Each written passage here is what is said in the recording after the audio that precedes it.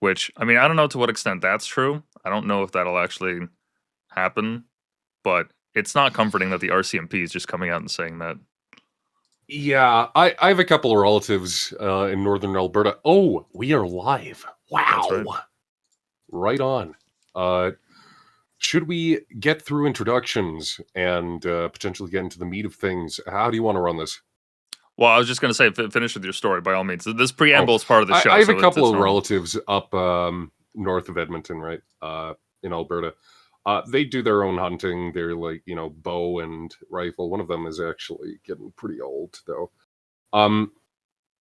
I think that generally speaking, if the food scarcity thing gets as bad as it is, I don't really know outside of like maybe some of the fringe towns on the East Coast, maybe some folks outside the cities in Vancouver, some of the surrounding areas in Alberta, how well urbanites and such are going to adapt. It's not a very favorable situation when you have skills for foraging and hunting that require years of experience to really cultivate. I will say the Mennonites are going to be fine. Those guys are going to absolutely be immune to any consequence that you can throw at them. That's what happens when you make breakaway societies, I guess, but so be it. Yeah, no, they're definitely gonna be fine. Us people in Toronto, yeah, we're kind of fucked. We're kind we're kind of fucked. Maybe some gardening throughout the year, but I don't know how hungry I'm gonna get if I like. I don't think I'm gonna get to the point that I'm so hungry that I'm gonna start going for squirrels or raccoons. Because at the end of the day, like that's not good meat either. Because they're foraging on whatever's in the city, whatever's on the ground, and I don't know if I want to eat that. It's not ideal. I think Maybe a you should be coyote. training pigeons to kill and devour people, and thus, Yes. this is actually very ethical. Don't fucking listen to me. That's for God's sakes, don't do that. Very environmentally friendly. Somebody at home is going to listen to this and think they have a bright idea. Don't do this. Disastrous idea. No, never. But yeah, in any case, let's get right into it. So yeah, welcome everyone to another episode of the Whitepill. Appreciate everyone that's tuning in. Like always, if you want to have your donation read out on the stream, we always do that at the end. Chances are we won't have any. We're off on a slow roll, but that's all right. I'm not here to make the maple bucks. We're here for the mission. We're here for the mission for Canada first. But if you want to support the stream, that's how you can do it. And today I was lucky enough to have Mr. Comeau. Is that how you pronounce it? Comeau? Yeah, Mr. Comeau. Yeah. Mr. Comeau. Here with us, calling in all the way from Alberta. Thank you for making the time. Yeah, no worries. I don't really have much street cred or online cred to my name. I guess to introduce myself, I'm your average late 20s person with autism on the internet, hailing from Alberta. I do voiceover shit as my primary form of income at this point, aside from collecting disability, which conveniently is actually going to be one of the topics on today's stream.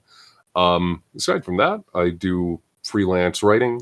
I enjoy being a Catholic, tabletop shit. Yeah, I'm avidly enthusiastic about many a thing. Right on. And that disability stuff we'll definitely get into in a sec because that's mainly why I wanted to have you on because our mutual friend Stain Haynes, shout out to Haynes for connecting us. He initially brought the story to my attention, which I mean I know that things in Canada have been going on a downhill spiral for quite some time now, even before Trudeau. But I didn't realize that such a group of people could be not targeted but affected by something that is so avoidable or you would wish it was so avoidable in the 21st century, especially in a country like Canada. I mean, like we live in probably like top 20 places to be on the planet right now, running water, electricity, we have a code of laws, there's social norms that people follow to an extent, and that's a lot more than some places have, and it was very shocking to me to hear this uh, decline that's happening in the social welfare system of Canada.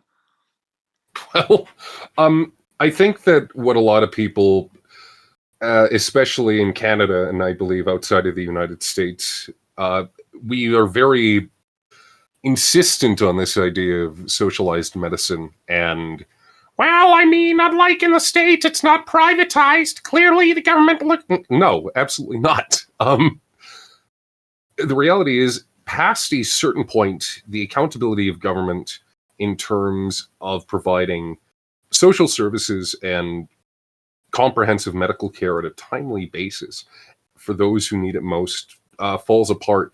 And it's fallen apart, particularly as we've entered into the 20th century and the 21st century. In my opinion, and as we'll find out through some of the evidence on screen and some of the discussion we'll be having, through negligence motivated primarily by self-interest of an economic nature.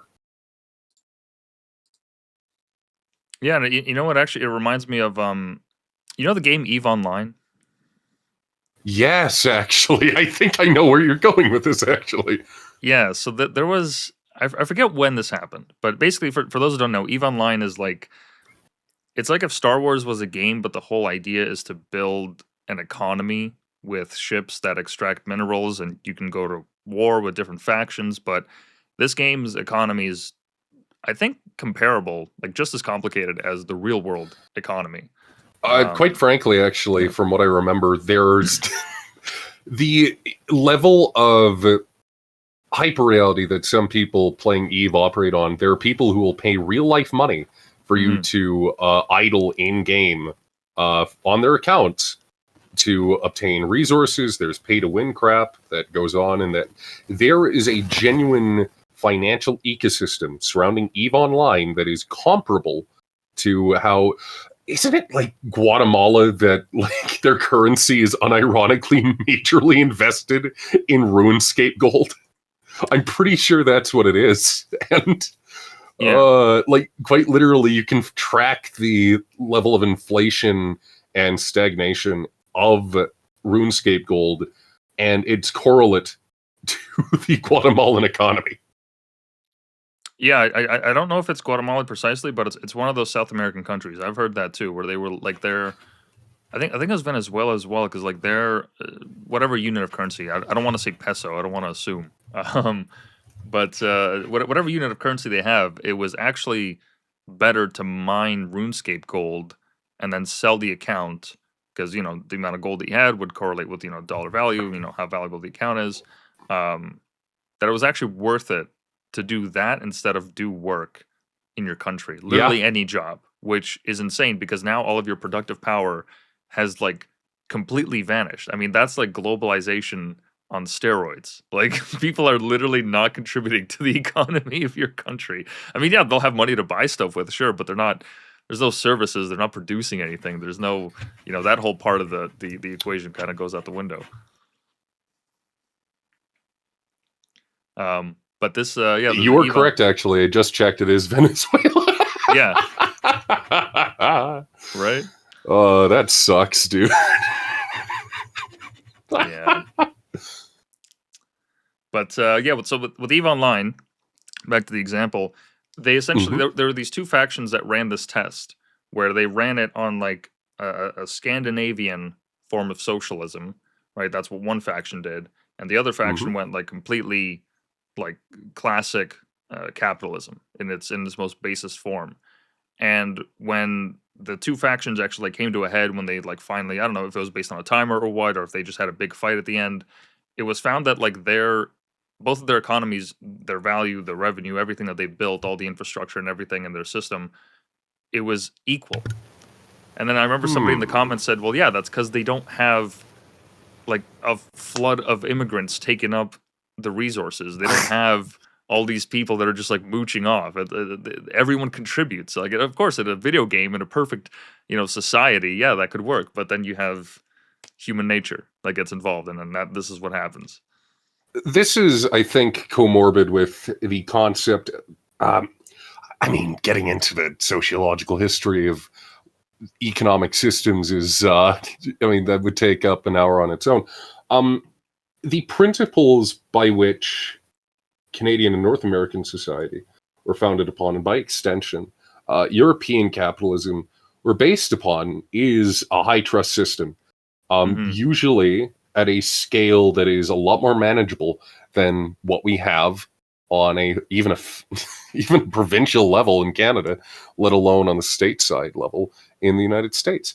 Um, so social services exist as a byproduct of that, which generally formed as the result of Christian and Christian European moral philosophy Mm-hmm. as inserted into an economic framework. The problem is a high immigration society ends up, and especially not just a high immigration, but a highly bureaucratized society, um, ends up being a low trust one because of the diversion of responsibility between parties.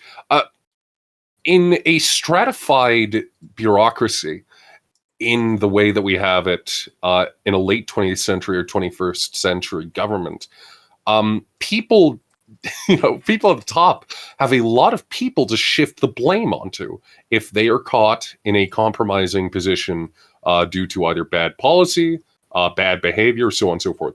They can shift it to say, oh, well, this is actually the Minister of Social Services' fault. And then the Minister of Social Services can say, actually, this is the fault of my researchers. They gave me bad Mm-hmm. data. Policy was constructed off of, bad data points. Those researchers can say, well, actually, it's people abusing the systems. The people abusing the system say, well, what other choice do we have? So on and so forth.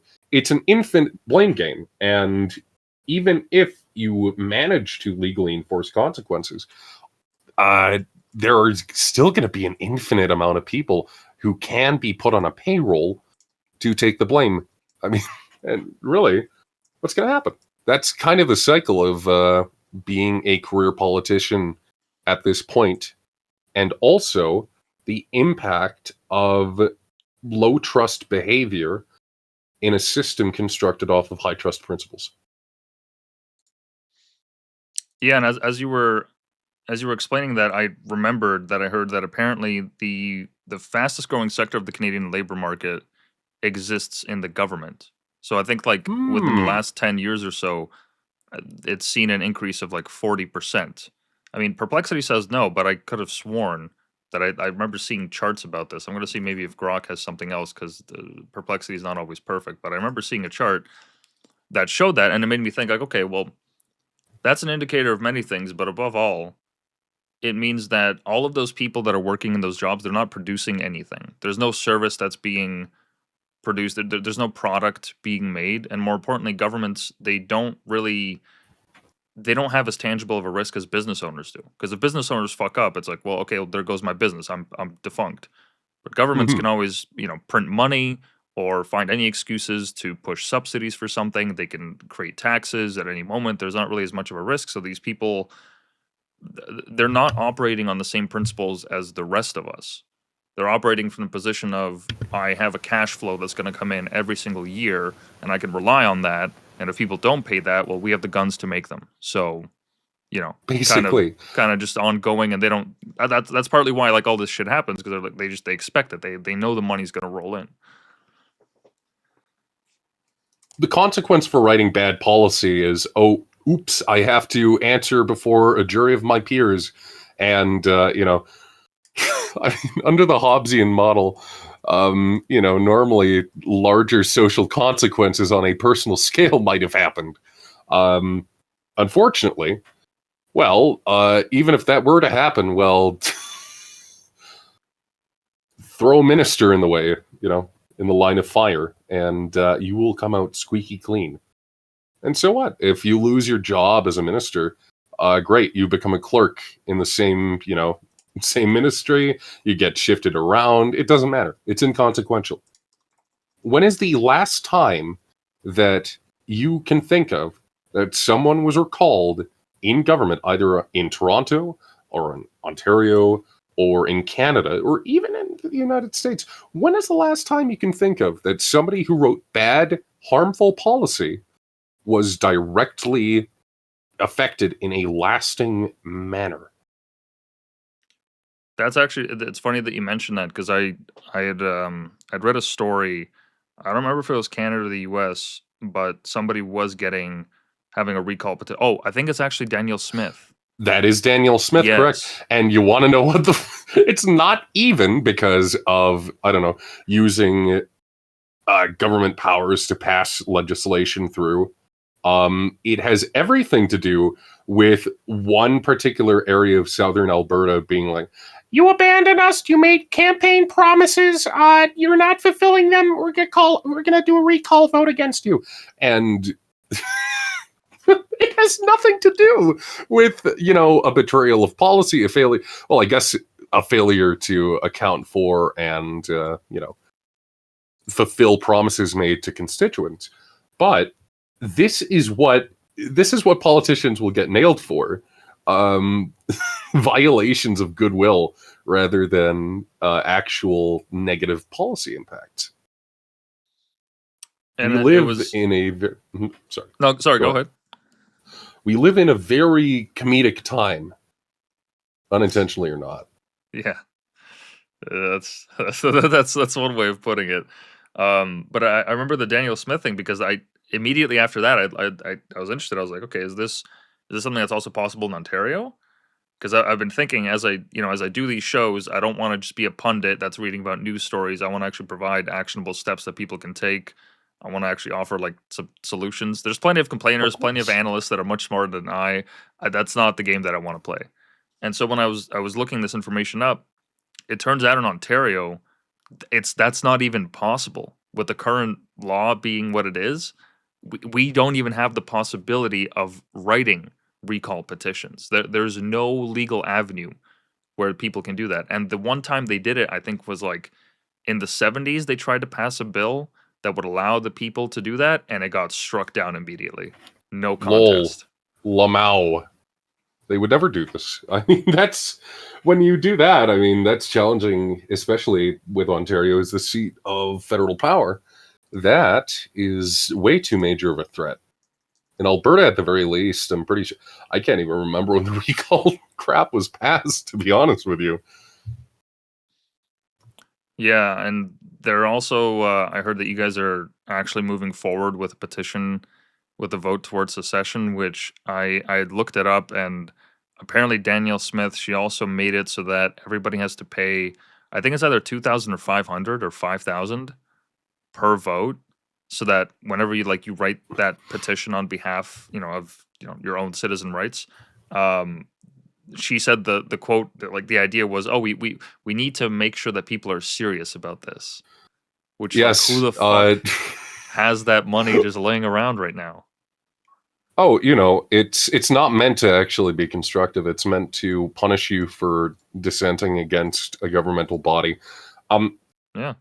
I think it's really interesting how the people who are going to be most negatively affected by policy are usually people who don't have a lot of fiscal power to begin with, and well, if some town out east of Edmonton, or the seat of provincial government, happens to be suffering, well, clearly they should be able to cough up that money if they want their voice to be heard. Clearly. Yeah, let me quickly fact check that because I wanna definitely be sure about that.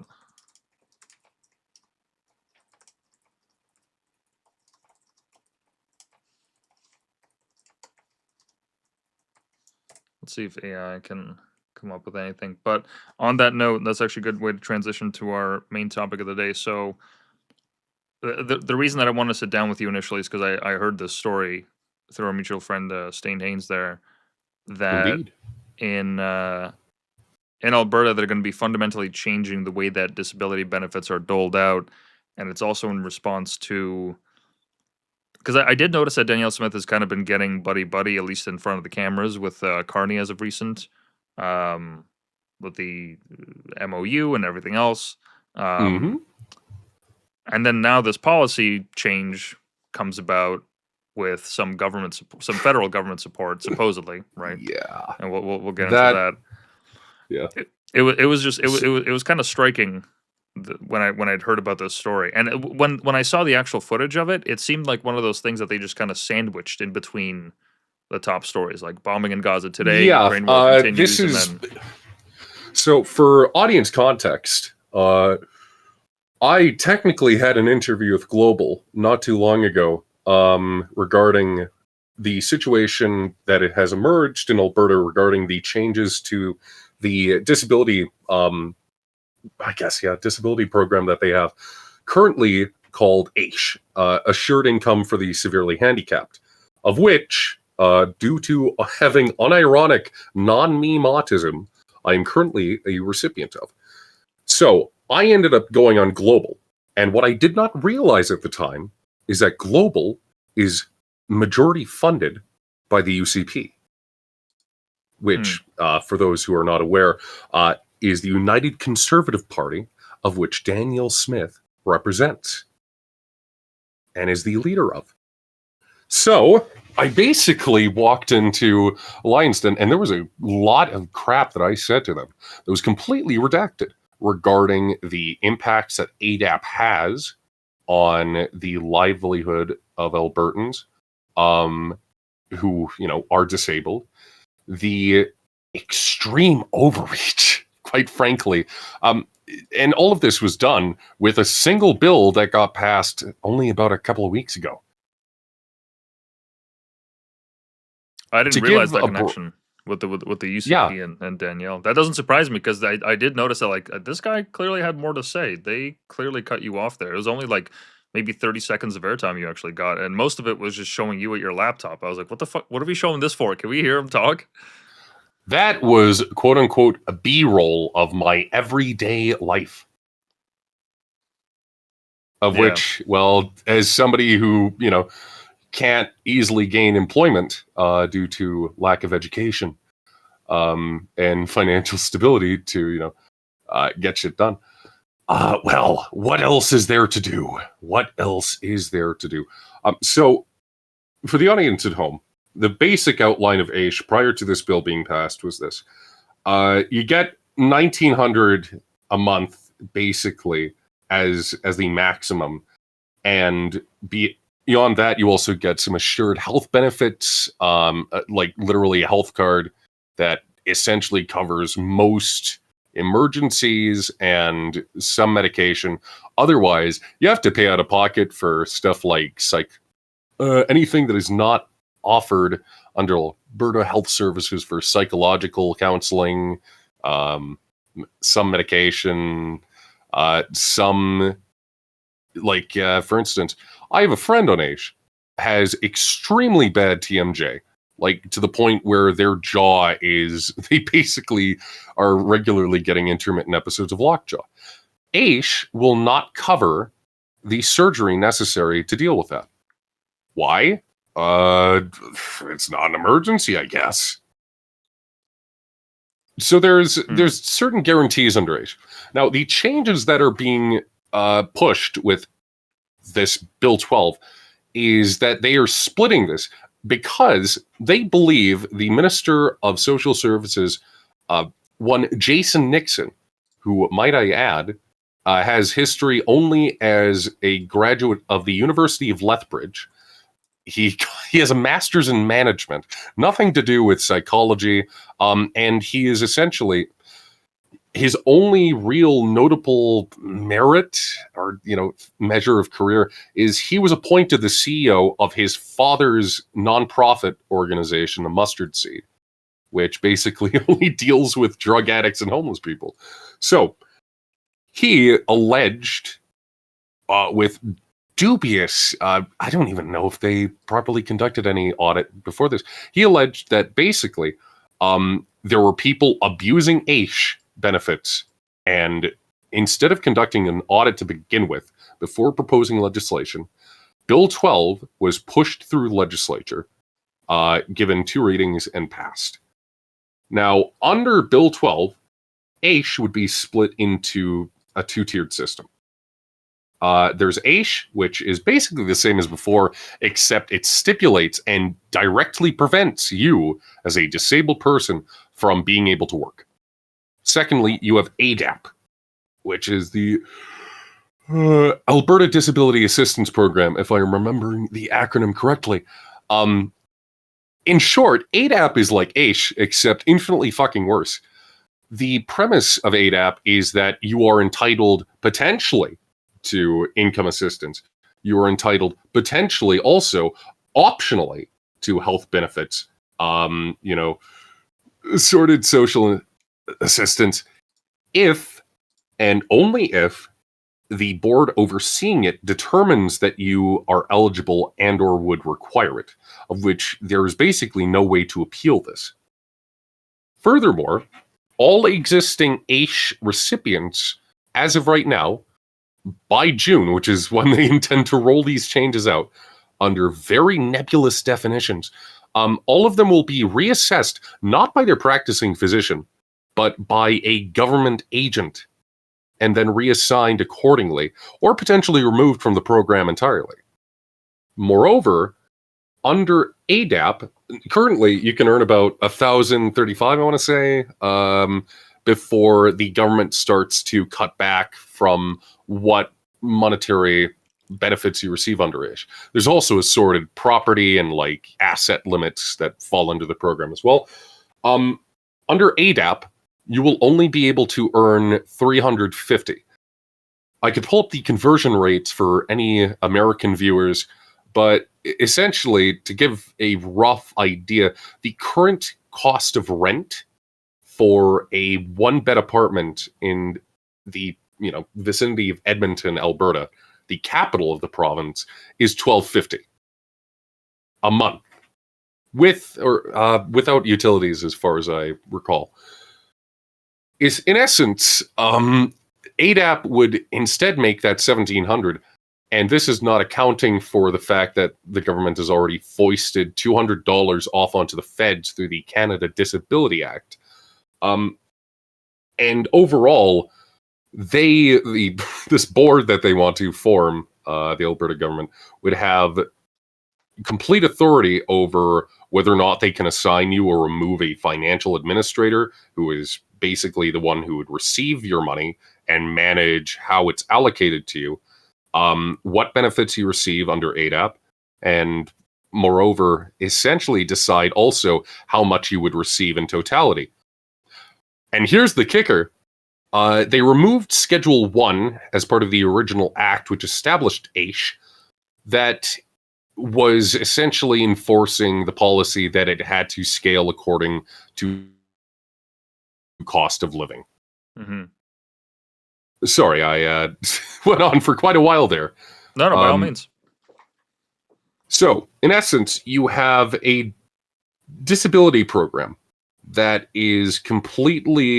guarantees nothing to those who are deemed capable but significantly handicapped in their ability to acquire work.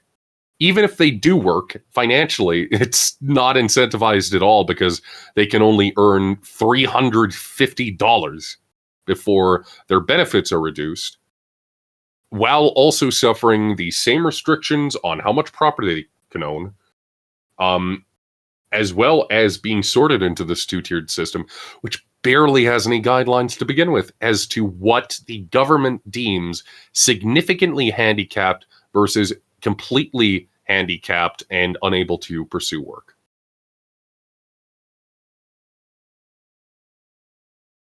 Yeah, the whole thing's fucked. The whole thing's fucked because I was looking at fraud earlier, and there was only, I think it said 2,002 cases, or like 2,200 or something like that.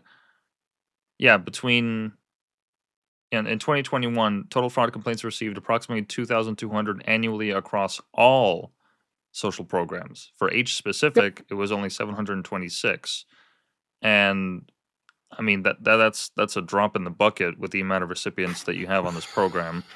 And the other thing that sorry, no worries. I looked it up, and it also said that you have to be either a permanent resident or a citizen. Because my immediate mind was like, oh well, there has to be some immigrants that are taking advantage of this, because if they do that with the food banks, why wouldn't they do it with disability? And that's not even a conspiracy theory. Anybody can go on YouTube right now and find Indians talking about, hey, here's how you can get free food at food banks in Canada. They just give it out, especially if you're an international student. If you can prove you're a Pretty student, you can much. get this food bank. This is a The real thing that happened. the other thing is that AISH already stipulates that you have to self-audit and report the expenditure of your AISH funds to the government of Alberta. They have offices all throughout the province that you would basically annually are expected to email with copies of your banking statements to account for your expenditure. Essentially, they don't care how the sausage is made in terms of actual budgeting or allocation, but they do ask for essentially receipts of your banking to determine whether or not that money is being spent appropriately. So the fact that this bill was passed before any sort of audit was conducted is incredibly suspicious. And it's also very strange because when you mentioned Jason Nixon's past with working for his dad's nonprofit there, I remember at one point during the height. Well, we might still be at the height of the opiate epidemic. Who Hmm. the fuck knows? Because the numbers haven't really been dropping. But I think it was just about a year after COVID, I started paying attention to what was happening in downtown cores, seeing all this fent and all these overdoses and everything, which I'd encountered in my personal life before. And I used to work in I used to work as a cook in a bunch of kitchens during my time in university. And around the bar scene, you're always going to see drug use, but Of uh, it course. got it got so bad that I remember witnessing an overdose once. It was just a guy like beside the bar. We saw the dealer meet up with him. The guy immediately snorted. He had to call the EMS and deal with it. It was just very visceral. And then beyond that, I never really experienced it. But then I saw like scenes in Vancouver, um, downtown Ottawa, literally the nation's capital. Where people go for tourism, and Of it's a course. zombie city there. Um, but I remember at the peak of it, Alberta was coming out with these new initiatives saying, we're actually setting up a hotline so that at any point, 24/7, you guys can call into this hotline and say, I want to be admitted into your system where you would be put up in housing. And it wasn't just kind of like, we'll just keep you there and you figure your shit out. No, like they had programs. They were going to give these people responsibilities to do, a schedule to follow. And if they weren't following the program's rules, then they would get kicked out. And then a bunch of the people that organized that program, one of which had been actually homeless previously, um, he actually like went to a conference where countries from around the world sent delegates to learn about this program because it seemed to be working effectively. So having Hmm. heard that story, it's very strange that they. I mean, I haven't heard anything bad, so I'd assume they're still pioneering it. Um, that's how they deal with like addictions, but for disability, I mean, this is you're literally fucking people over. I can't. I've been racking my like ever since I heard the story. I've been looking Well, for examples for why they would do this. I I can't mentioned put two earlier and two. I mentioned earlier that there was an amount of $200 a month that had been moved out of AISH and foisted onto the federal government through the Mm, Canada Disability Benefit, which, by the way, was handled in such a disastrous uh, way by the provincial government. Essentially, they came out with it in June of this past year mm-hmm. and basically said to all AISH recipients, you have to essentially get on CDB in order to continue to receive AISH. And if you're not on CDB and we don't receive confirmation by October, you're going to be deducted the $200 anyways. Mm-hmm. The problem is AISH already would have accounted for that if you're receiving it. So there's no actual increase in money. You're being clawed back the $200 anyways. It essentially is if it's like you receive $20 and then it's taken out of your pocket. It's immaterial. There's no net gain regardless. And all this was to do, according to Smith's government, was to divert the cost of AISH and social services onto the government because Alberta, apparently, according to their own research, was one of the highest paying provinces in terms of social service payouts. Mm-hmm. So, frankly, in my opinion, what is going on is this is a boiling of the frog in terms of gradually offsetting the cost of social services to line the pockets of the active MLAs and members of the Conservative Party, while potentially colluding with the federal government. Because on one hand, you could argue that Carney didn't want to get into a direct conflict with Smith's government, as there's already contention with him being, minority liberal government on the federal level versus. Alternatively, this also is like $200 to AISH recipients. Drop in the fucking bucket, dude. Absolutely drop in the bucket. Versus this coming out of the province's pocket. Now, the consequences of ADAP, in my opinion, that I feel like I should emphasize. So benefits can be removed at any time without appeal. And the government can shrink your benefits financially and have no need to scale them. I mentioned this to Global News in my email to them and during the course of the interview. As a disabled person, as someone who understands the difficulties that someone with a neurological or physical disability can have in finding work, in pursuing meaningful education, and finding work that is going to be livable with or without being on disability. This policy pushes what I can only describe as an agenda of soft genocide. Because realistically speaking, if there is ever a strong economic downturn in the province of Alberta, well, you can just say, sorry, we're cutting disability. We're cutting, ADAP, and we're cutting AISH down to the bare minimum. Best of luck. I hope that you're able to find a job at McDonald's, because we cannot afford, quote unquote, to finance you through disability. And I've actually heard of rumblings that, this is all just substantiated rumors, but since the Ford government has gone on a 3-month break, in the summer they went on, I think it was like 3.5 months or something, like 100 and however many days. They're going on a 3-month break starting, I think, next week or something, or maybe even this weekend. And somebody had mentioned online that, they're doing this because the Canadian economy, it's not necessarily about to crash, but it's going to experience an extremely bad downturn that Ford does not want to be around for to answer questions. And I kind of do believe that because, for one, we're still dealing with the absolutely moronic U.S. tariffs, which I don't necessarily fault Trump for forcing that on us. Canada fucks over the U.S. in a lot of ways with the trading, especially with the milk lobby being what it is. Yeah. Where we're literally dumping millions of liters of milk because the price has to stay at a certain point so that farmers can make back money. And if they actually produce an excess, they get fined for it. So they're directly incentivized to dump milk while people are starving in the country. And so the U.S. can't also import its products. And there's all this bickering happening. And the Ford video that came out, which was, that was just such a shock to me. Not because of how shocking the video was, but because, I paid for that. I paid for that. My family paid for that. My friends paid for that. My coworkers paid. We all paid for that. It was millions of dollars, and it fucked us over even more. Apparently, it shut down negotiations because Trump's going to take everything personally, and also, who the fuck are we to use their cultural and political icons against them? I don't understand.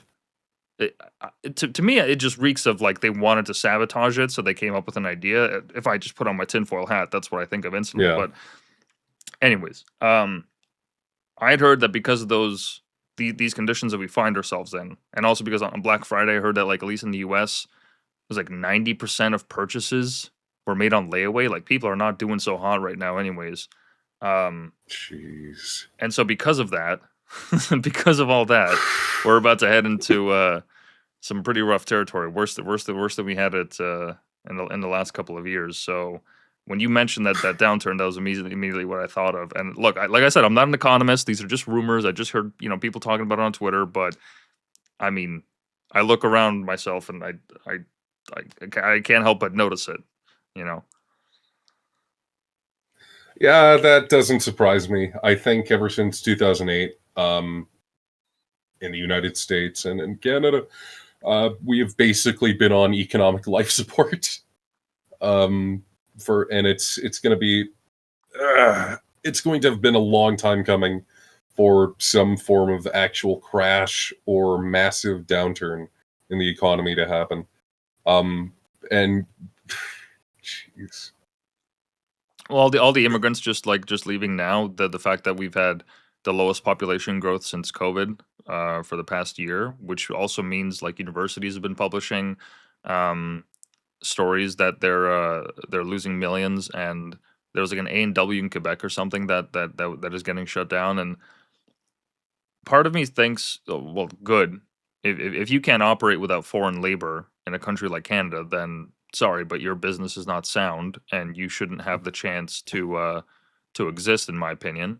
Um, but on the other hand, I know that also inevitably means that if enough of these things happen, that's going to lead to an economic downturn, and people are going to suffer.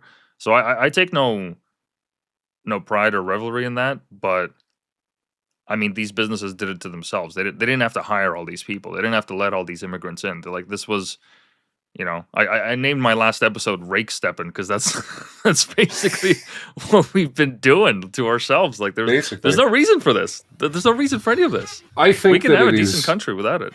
ethically bankrupt to employ human trafficking, which is functionally what a lot of the existing immigration laws for work visas boils down to.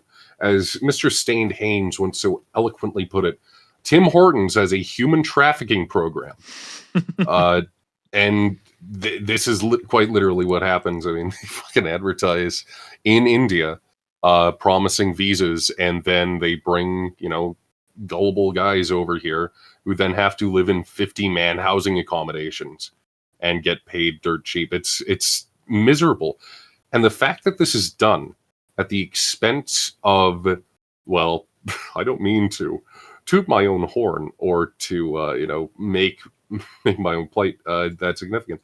The fact that this is done at the expense of Canadian citizens who are either disabled or underemployed or unemployed because they would like to use foreign labor as a way to drive down wages, regardless of the quote unquote benefit to the average consumer, it's criminal. It's absolutely morally bankrupt to do this as a company that operates within Canada, was founded in Canada, and has vested interest in the Canadian economy, and to essentially sabotage the success of Canadian citizens.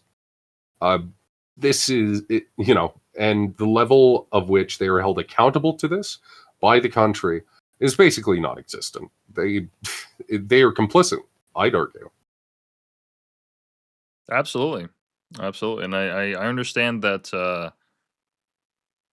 I don't necessarily even blame the businesses either, because at the end of the day, it's their bottom line. That's the whole priority, and so their incentive structure is based on how it can we squeeze as much money out of as little labor and as few materials as possible. That's just their fundamental principles. So Well, they're beholden to their shareholders yeah, as, well, at least in the United States, because of the iconic lawsuit between the Dodge brothers and Henry Ford.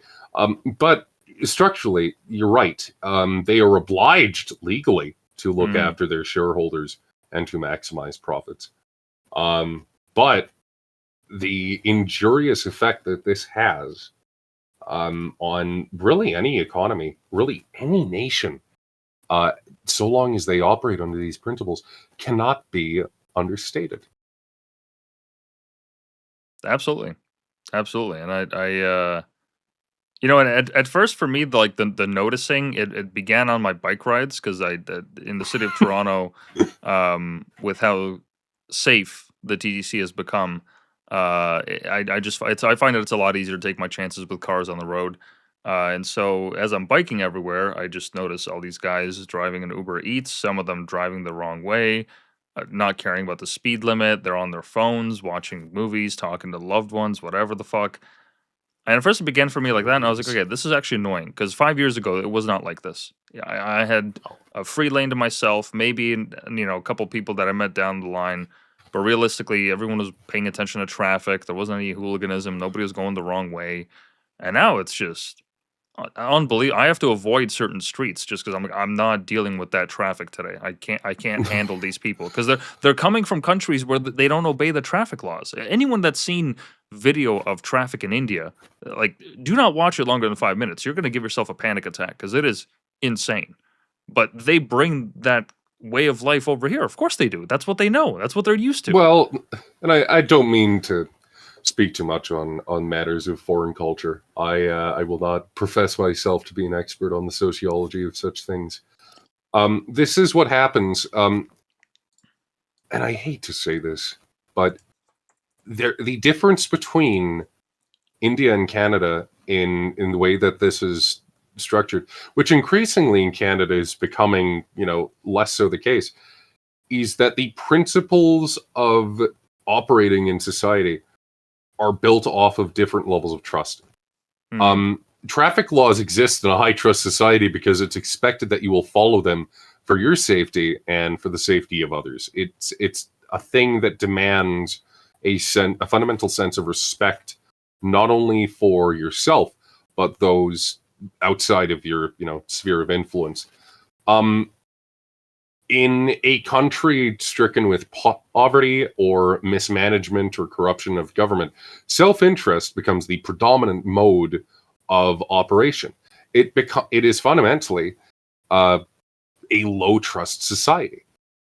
This problem is exacerbated when you have attitudes of low trust, and especially emergent amongst the youth, even in Canada, because of distrust of social institutions due to the lack of accountability, that manifests in this prevailing attitude of, not in my backyard, it's not happening to me, Mhm. why do I care? And also, screw you, I've got mine, up yours. This is what happens in things like the gig economy, which has itself developed this weird relationship with work visa culture and the H-1B stuff, where essentially, I mean, Christ, the majority of these courier services are formed and upheld by this cornerstone, and I hate to use these words, but this brown Unterklasse that is economically fucking completely paralyzed, um, and works to basically serve almost exclusively lower to upper, lower middle to upper class people who can afford the luxury of delivery. It's dehumanizing for everybody involved. Yeah, it's like that meme. Oh boy, it's a rainy day. I can't wait to make an immigrant deliver me my food. Yeah, basically. Um, God.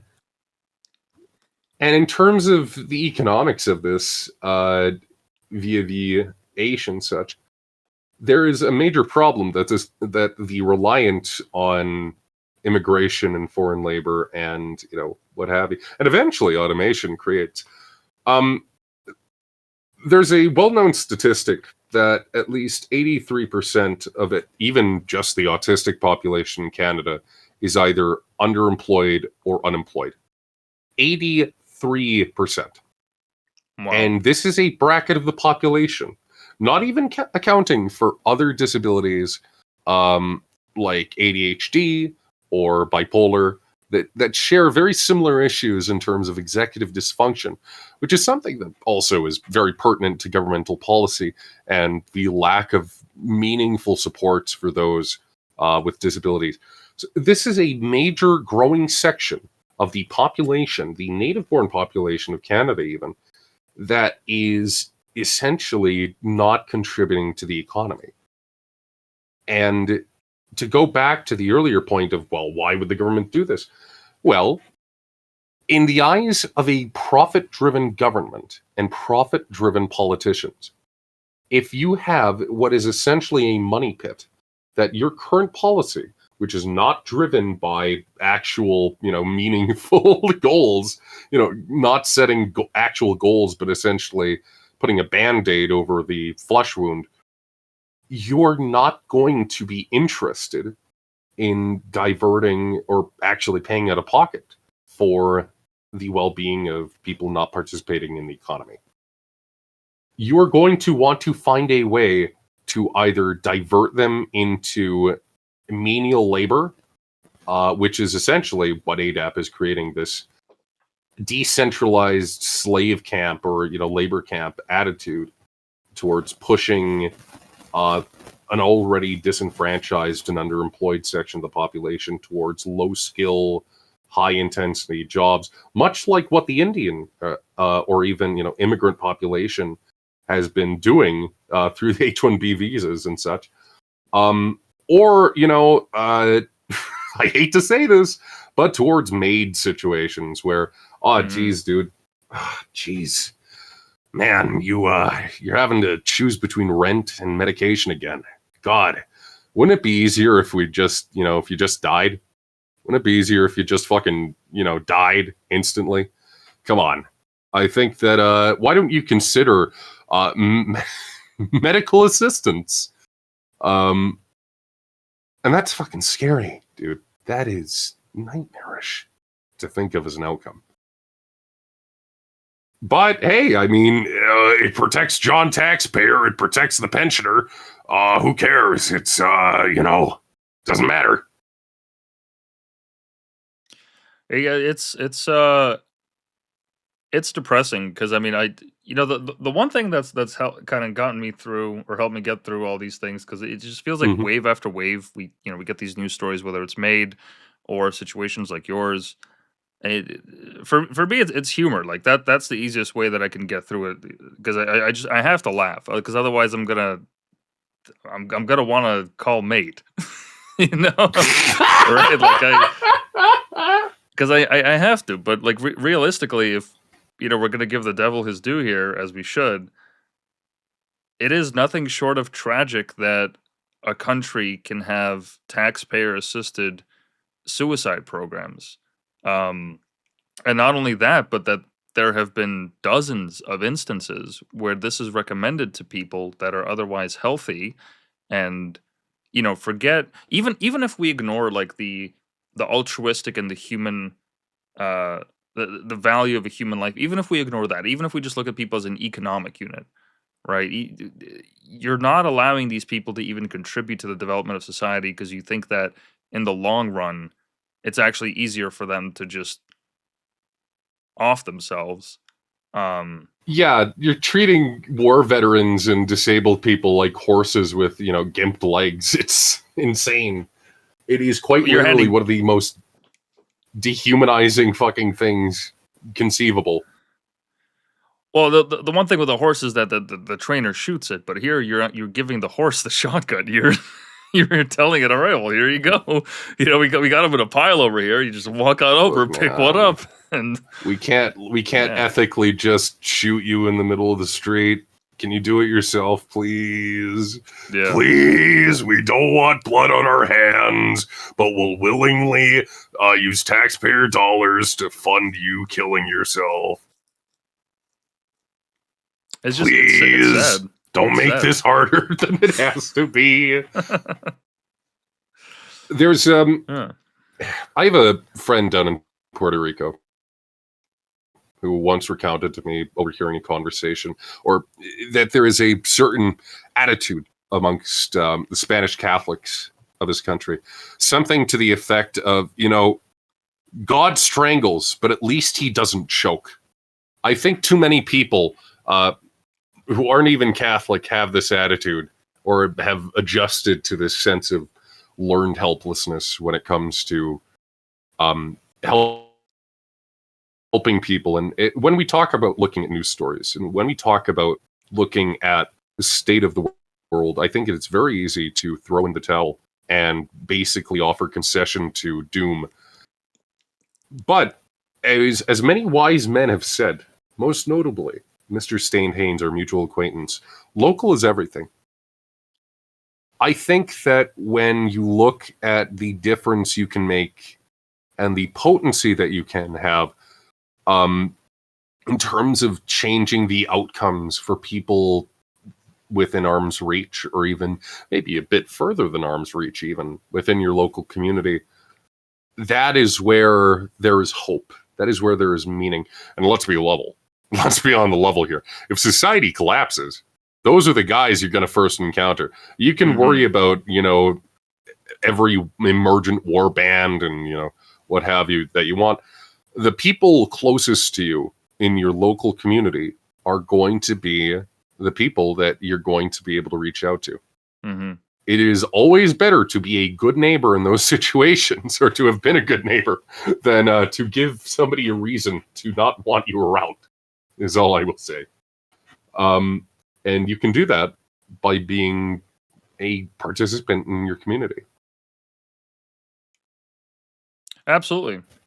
Because at the end of the day, that's really all we have. Every now and then, like I'll find myself in one of these moods where I just get inundated with the news, but then I'm reminded, like, okay, well, I have 2 arms and 2 legs, and the people that came before me had it way worse.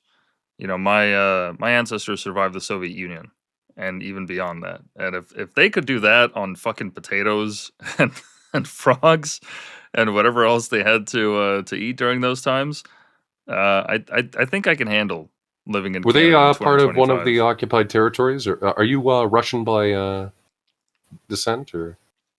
Yeah, yes, but I was born in one of the occupied territories, but I am essentially Yeah. Russian. Canadian, obviously, Canada first, but culturally, of I grew course. up Russian.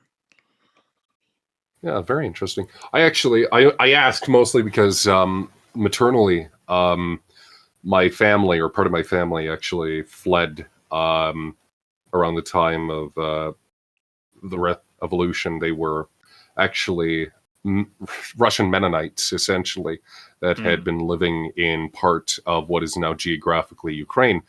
And they had essentially been part of a commune, and they essentially, the Bolsheviks came to their farm one day, confiscated, nearly shot one of them, and they had to essentially then pack and out of the port of Riga in Latvia. They had to sail to Canada therein. Wow, that's probably made the best choice rather than sticking it out, because things did not really get all that better. Yeah, well, considering what's going on right now, well, That said, but yeah, terms, sorry, go ahead. Actually, I'm not sure I want to bring this up. I was going to attempt to segue into local being everything. And in terms of disability and employment, I think for those of you at home who are listening, one of the most fruitful things that you can do for somebody who is disabled and is out of work or is not certain about work, there is probably an entire rant that I've missed out on at some point, explaining executive dysfunction for the audience at home. I guess I can do that now. So, for those of you unaware, one of the biggest barriers for employment for people with autism or who are neurologically disabled is essentially what is known as executive dysfunction. Executive dysfunction being an issue with your executive functioning. Now, you may be asking, what is executive functioning? Think of it as the baseline principles of one of the higher order cognitive processes responsible for goal-directed behavior. Stuff like, can I pay attention consciously to something, and can I ignore something consciously? Can I tune out something that isn't relevant to what I'm trying to do? Can I control my impulses and my, what is known as prepotent responses to stimuli? Can I utilize my working memory correctly? Can I adjust my activity and content mentally, switch between different rules and methods of engagement for tasks, so on and so forth? This is most predominantly a problem or theoretically troubled in those with autism, bipolar, ADHD, so on and so forth. It occurs generally across a spectrum of developmental disorders and sometimes neurological disorders. This is something that governments and a lot of people do not appreciate. Mr. Whitepill, you are familiar generally with the mental image of, I assume the Chris Chan type or what have you, the perennial autistic individual stuck in a basement, right? That's right. That's right. So a part of this, actually, not to excuse individual instances of lolcowism amongst the autistic populace, part of these issues are caused by issues with executive dysfunction. A lot of fixed behavior in autistic people is in part reinforced by issues with, say, cognitive flexibility and inhibitory control or response inhibition. Now, in terms of the working world, this overall, the general effect, and of course, to quote a maxim, if you've met one autistic person, you've met one autistic person, and the same can be said of really of any disabled person. One of the principal issues that all of this results in is planning education and planning how one wishes to have a career in the first place is extremely difficult. So, here's a question for you. Let's say you already have a hard time planning out what you intend to do, right? In the long term, maybe even in the short term.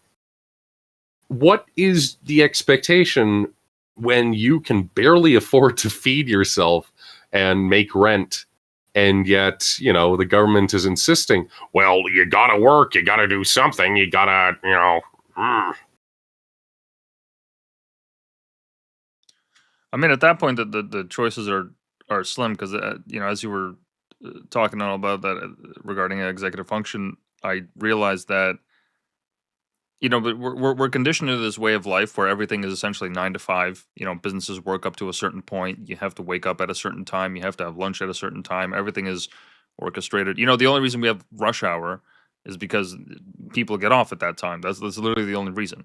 You know, and we're kind of forced into the structure from our youth. School starts at a certain time. Lunch starts at a certain time. The bell rings like a factory whistle. I mean, it's basically basically the same thing.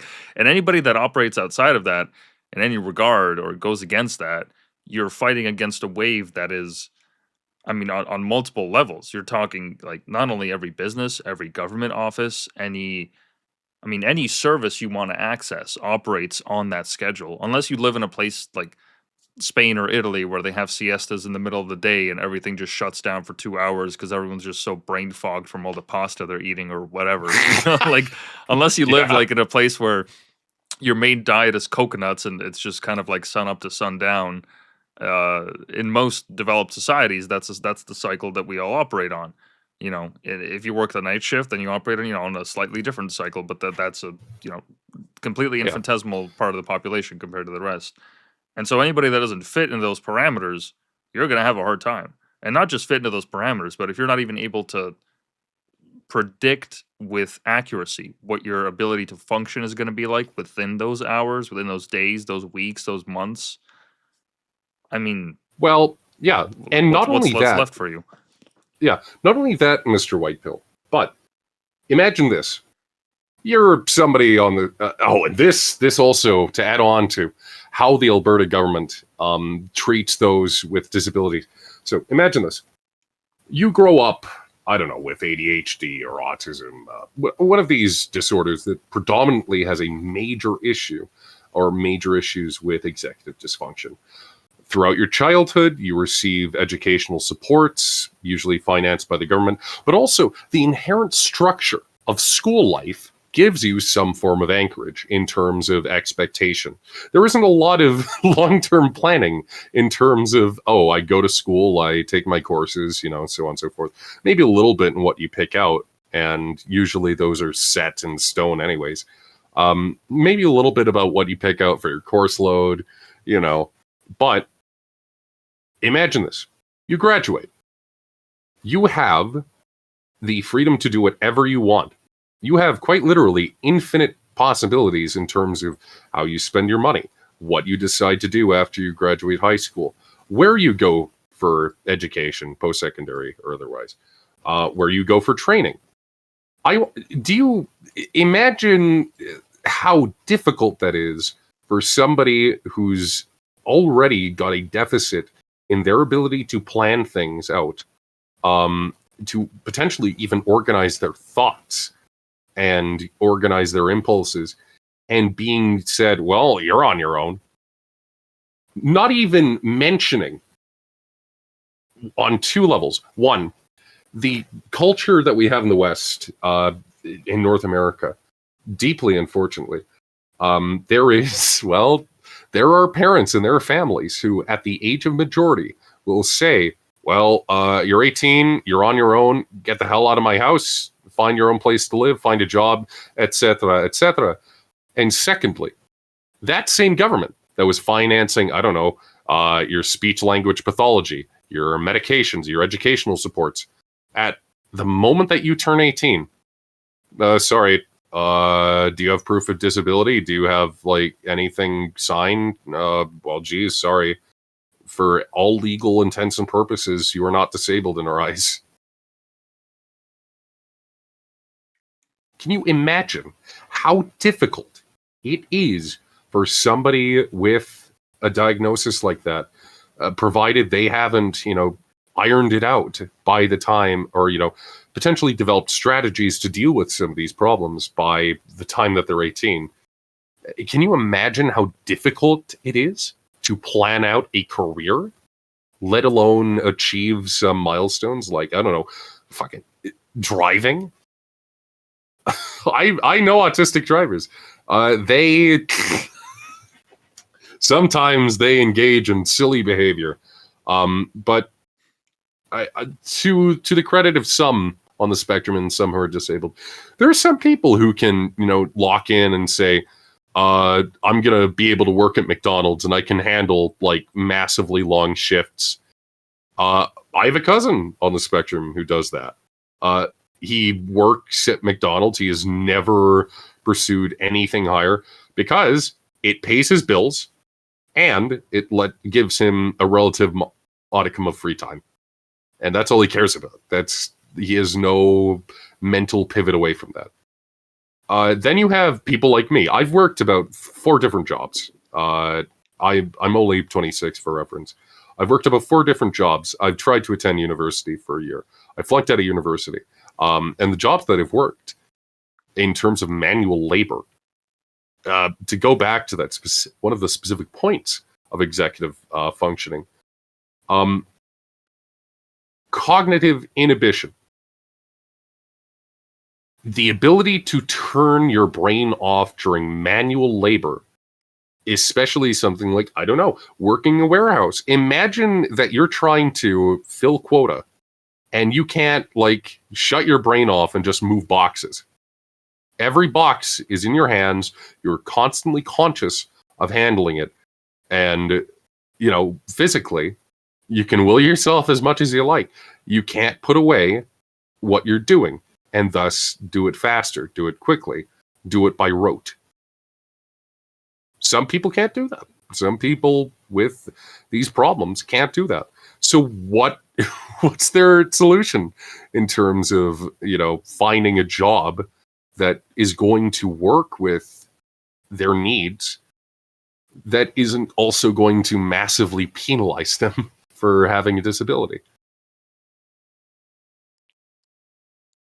Yeah, it doesn't leave you with a lot of options, especially if you don't have a robust support system around you. Um, which reminds me, one of my ex partners, she was physically disabled in a way. I don't Oh want yeah. to reveal any details, but she essentially just had a lot of pain, and some days were better than others. But the only reason that she had the type of housing situation that she did, which was like quite good, like downtown in a decent city, um, was because her uncle Yeah. was a landlord of it, and he was able to rent it out to her for cheap, or I think even for free. And she'd also been a student at the time, going to university, so she has some structure there, and she was able to keep up decently with the with the studies. But the point is, like she had, her whole family, coalesced around her as any good family would.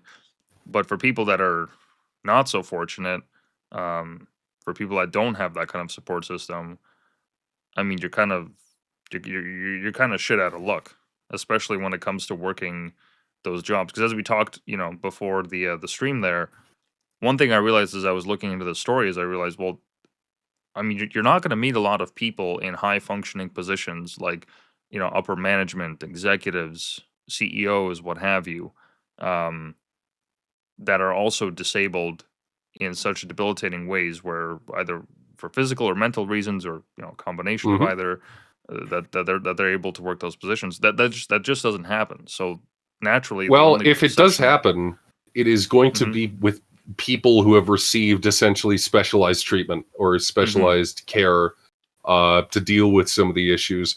Like I'm not gonna lie. I know a guy who is moving to Chicago in less than a year, who managed to work with an autism specialist for about 3 years. He was managing. He was basically doing spreadsheeting for multi-billion-dollar architectural contracts, and that's one thing. But the amount of time and money on his family's dime that it took to make sure that he could have that outcome, that is not going to be available to the average Canadian. Hmm. That especially when uh, another key detail of Aish, I think I mentioned it in passing. The government of Alberta, and I'm not sure, you might have to fill me in on how this works in the government with Toronto, but as far as the Aish program is concerned, you have to go through Alberta Health Services. You have to go through the province's health provider. You cannot, unless you basically finagle the system, you cannot get the province of Alberta to cover funding for a specialist, um, be it in autism or bipolar or what have you. And the amount of damage this does with disorders that are already so variable and so specific in the outcomes that they have on a person is disastrous. It is brutal. And all of this is done to protect the bottom end of the provincial government. So that they don't have to shell out all those funds for special trainers and consultants and what Yes, have you. I would go so far as to say that either the government is, ignorant of some of the neuroscientific developments when it comes to understanding the issues caused by executive dysfunction in disabled individuals, or some of the realities of educational difficulties or financial difficulties in pursuing higher education or training for those who are disabled, or they are maliciously, against putting the funding and effort into accommodating for such issues.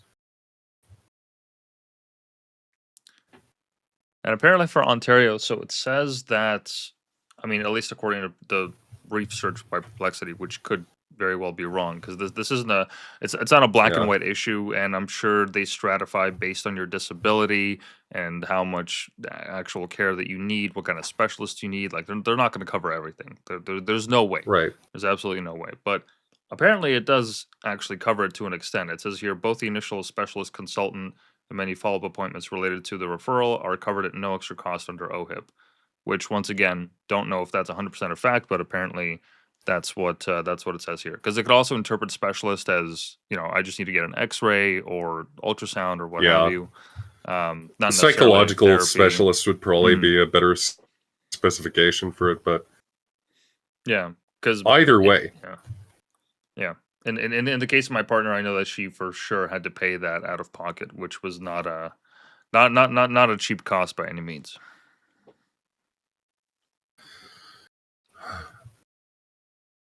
That said, as far as what I can offer those who are viewing right now in terms of advice, well, firstly, I should clarify something. Um, yeah, a lot of disabled people live, as we've discussed, off of the mercy and off of the generosity of their families, which is something that in an increasingly low trust society in Canada is evaporating.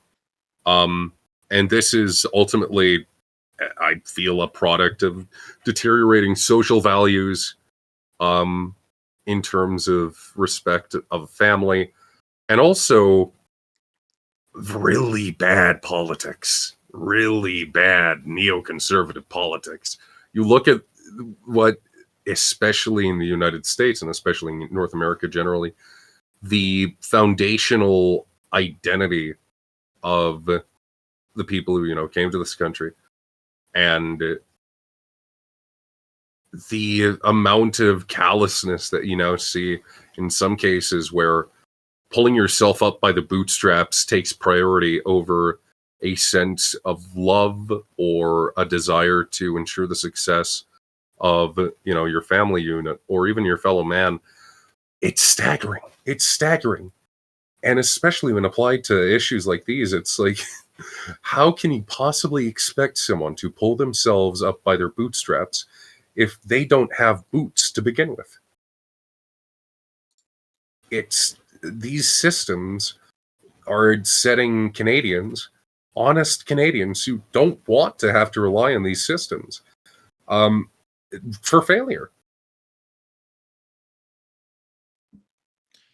And it even reminds me of the fact. I mean, this figure has been thrown around for years, and I don't know the exact precise number, but it's like every dollar invested in education yields you an extra $6 or what have you in the benefit for society. Which, look, even if the $6 figure isn't correct, the point Yeah. is like the more people that you're able to get out of this system to actually like give them a sense of structure. And some people are obviously, they're going to be in it for life. Disability is it's a spectrum, like many things. Yeah. Some people are going to have to need these supports for life, but I think an argument could be made here that, I mean, if the system actually operated as it should, this wouldn't be, at least from what we've been talking about. It seems as though the government of Alberta is looking at this as a money sink, when in reality that is an actual investment in your people. Carney has been going around ever since the budget, even before, saying that, oh, all this spending, we're actually investing in the people. When you buy a house, and it's the same thing. You're investing in an asset, which, like, So, okay, funny thing about that, I don't know if you have it in Ontario, but there's a program, at least in the province of Alberta, called Savita. It's a housing benefit program, basically. hmm, It is funded on 3 levels: municipal, provincial, and federal. Now, the interesting thing relating to all this is that the housing benefits, how it works is that essentially there's a priority system assessed by your race in terms of whether or not you're Indigenous, or hmm, uh, your disability status, your immigration or citizenship status. And what's interesting, what is really interesting, and this also extends partially on a federal and provincial level to education, there is more money being allocated and more priority through programs like Savita being given to the Indigenous and to immigrants, actually, in terms of providing housing. They will ask you if you're on AISH, and I mean, that scores you some points on this. I hate to compare it to the jokingly compare it to the like privilege point system, but really, hmm. I mean, I don't really know what else to compare it to. But yeah, there is a significant the government on a federal and provincial level is paying more dues to the indigenous than the disabled, which is a section of the population that not only overlaps with the indigenous, but also grows a lot more steadily over time. Well, not just that, but I mean, realistically, the natives that live on their reserves and in their communities, they do not have the same access to infrastructure and opportunities as people do in the city or even in small towns. They just don't. I mean, Of just course just not. the cost of food to get out there. Like I have a family member who's a pilot that had to fly in between reservations in certain urban hubs. And yeah, just like seeing their conditions from what they've told me and the way that they lead their life, it always just sounded like, yeah, that sounds like a place that people don't even move out from, that they just stay there for the rest of their life. They're not really there's no opportunity to build businesses. They don't have access to adequate water half the time. God no. Um, and so you would think that like, okay, I mean, if we're focusing on economic prosperity, maybe we should prioritize the cities or maybe find a way to integrate the rest of the people into greater society. But that's a whole other topic. But once again, That's an because of entire another issue. yeah, but once again, just to focus, like you would think that like prioritizing, people, the urban centers, that would kind of be the thing, or at least to just not take away their money. Um, it's just Yeah. that's the least that you could do. I mean, I really don't understand. Like, well, like there's no other ways that you guys could save money. There's no other way to cut costs here. Like, you really have to screw over the absolutely most vulnerable for like what? I don't understand because as we covered before, like the rate of fraud in this program is so infinitesimally low that there's no way you could make an argument for that. Anybody could just look up the amount of fraud cases that have happened in how many years and actually see the comparison. I'm sure there's more fraud in just like average everyday businesses. Like I feel like you could probably find more Well, cases of money laundering there or what have you. I'd be interested to see an audit be conducted on the government of Alberta, or potentially even at the federal level, to see what amount of verifiable expenses there. Actually, another interesting point during my research for this. So we talked about Jason Nixon, right? Mhm. Minister of Social Services. I looked as I was doing research on ADAP as far as the expenses of this ministry. Now, interestingly, they publish every month on the Government of Alberta website the expenses. Now, what's interesting is that consistently for the past 5 months, that ministry alone, which these expenses are accounting for food, lodging, for travel and transit, you want to know how much they were spending How much? consistently? 2,200. In other words, about $300 more than the average aid recipient. Wow. And that's per person in the actual like in the ministry in the department? No, I believe that it's in some, but even still, that's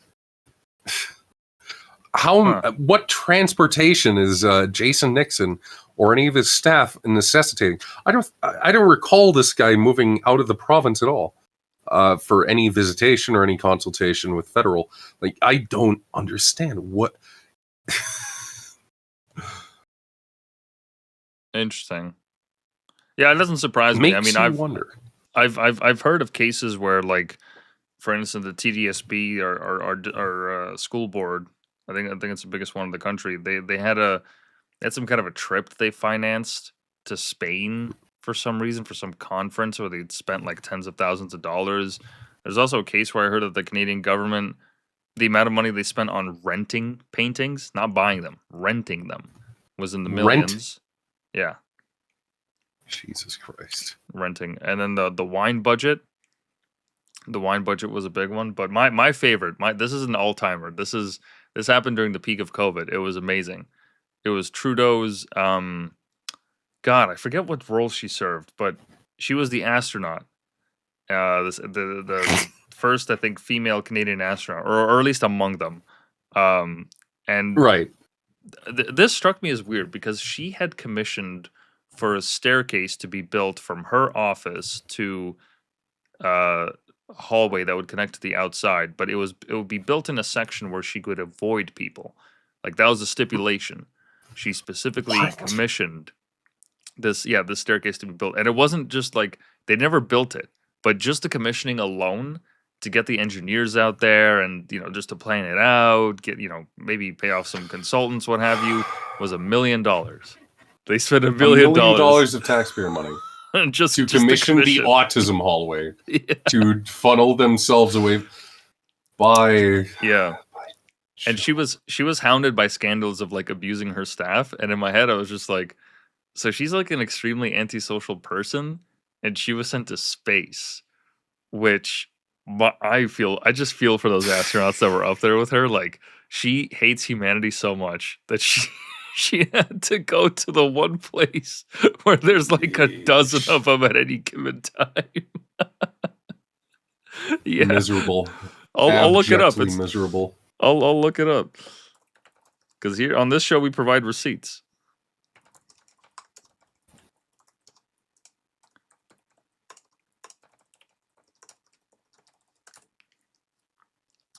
Oh, it sucks that I forget her name, but yeah, she was eventually fired or she stepped down or whatever because people found out about this and are like, so during COVID, I'm getting fucked. I can't work, and this woman gets to commission for $1 million. Cool. Yeah, actually. That seems fair to me, actually. This is what being a politician gets you, actually. Well, I was funny enough that you bring that up. I was talking to my coworker the other day, and it came up in conversation that the government is actually the best place to work. They've had like a 40% growth in the labor market for the public sector compared to the private sector, which actually I found a chart of it. So from 2013 to 2023, this is the rate of growth for the public sector, which is in the solid blue line there, and the private sector, which is the gray dotted line.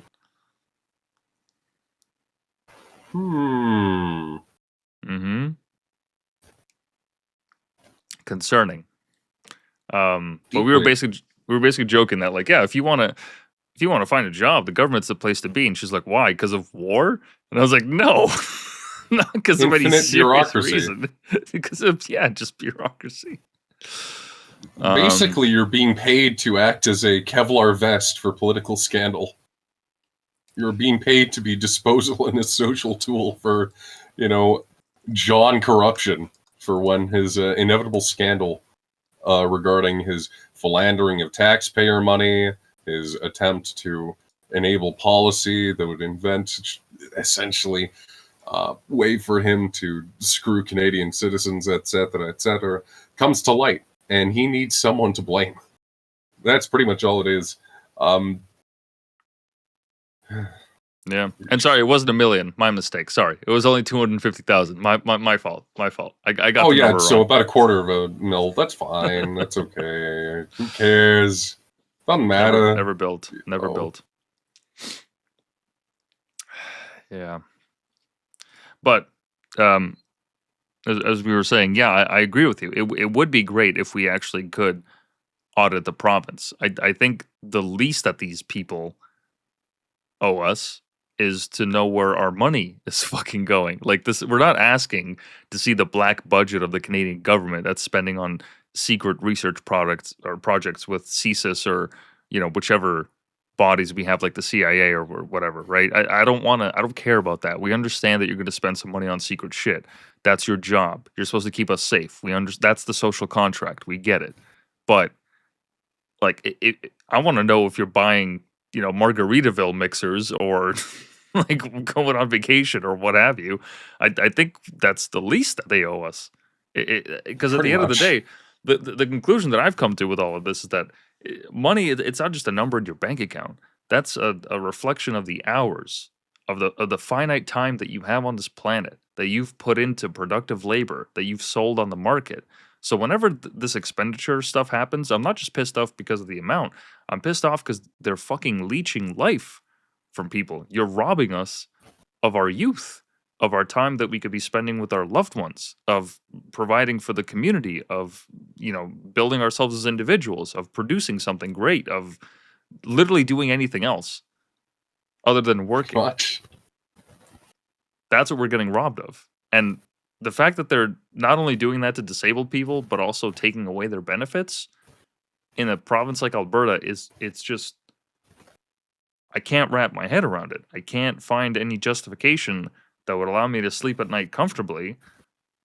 Or I could say, yeah, no, I'm fine with that. That's okay.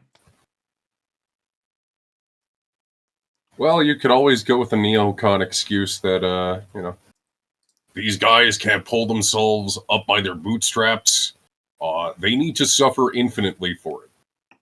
I, who was appointed a position by my father, or who had, a way to network into a nepotistic position, clearly, I did it all by myself.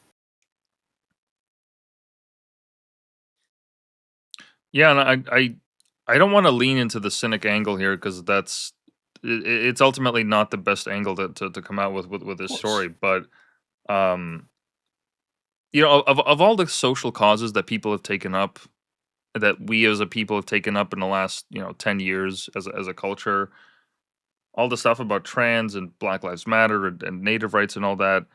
I mean, you would think of all the issues that people would get upset over, that advocacy groups would send people out into the streets over, and NGOs would have protesters, lining up in front of the local buildings, or where the politicians' offices are. It would be to protect the disabled. I mean, this is a no brainer. Who would disagree on that? It's the equivalent of voting against the kill babies bill, or sorry, the don't kill babies bill. Like it's just, this is black and white. You can't really. I don't understand what the problem is. Where's the calculus that I'm missing? Why is this not a bigger Well, issue? I don't get it. invisible disabilities. I mean, it's not like people who are schizophrenic or missing an arm. They have problems that to the general population aren't problems until they make them visibly manifest through their behavior. Um, the secondary thing is the history in Canada, and especially in Alberta on the provincial level, and I'd say globally, towards the disabled, is an attitude of either indifference or, in some cases, eugenically, like, policy backed disgust or apprehension. Alberta, I mentioned before the stream, for like from 1928 to 1976, the Sexual Sterilization Act was in effect. That basically was drafted right after World War II, or War One, actually. Um, God, I might need another coffee in a bit. Basically, the attitudes were driven by, well, we need to make sure that our economy is functional. There are potentially people who are psychotic and or who have mental illnesses, which are clearly genetic, also by their definition. Prostitution and sinful behavior is genetic and what have you. So they made up a bill. They passed an act to allow people to be institutionalized and sterilized, all in the name of making a little bit more tax dollar.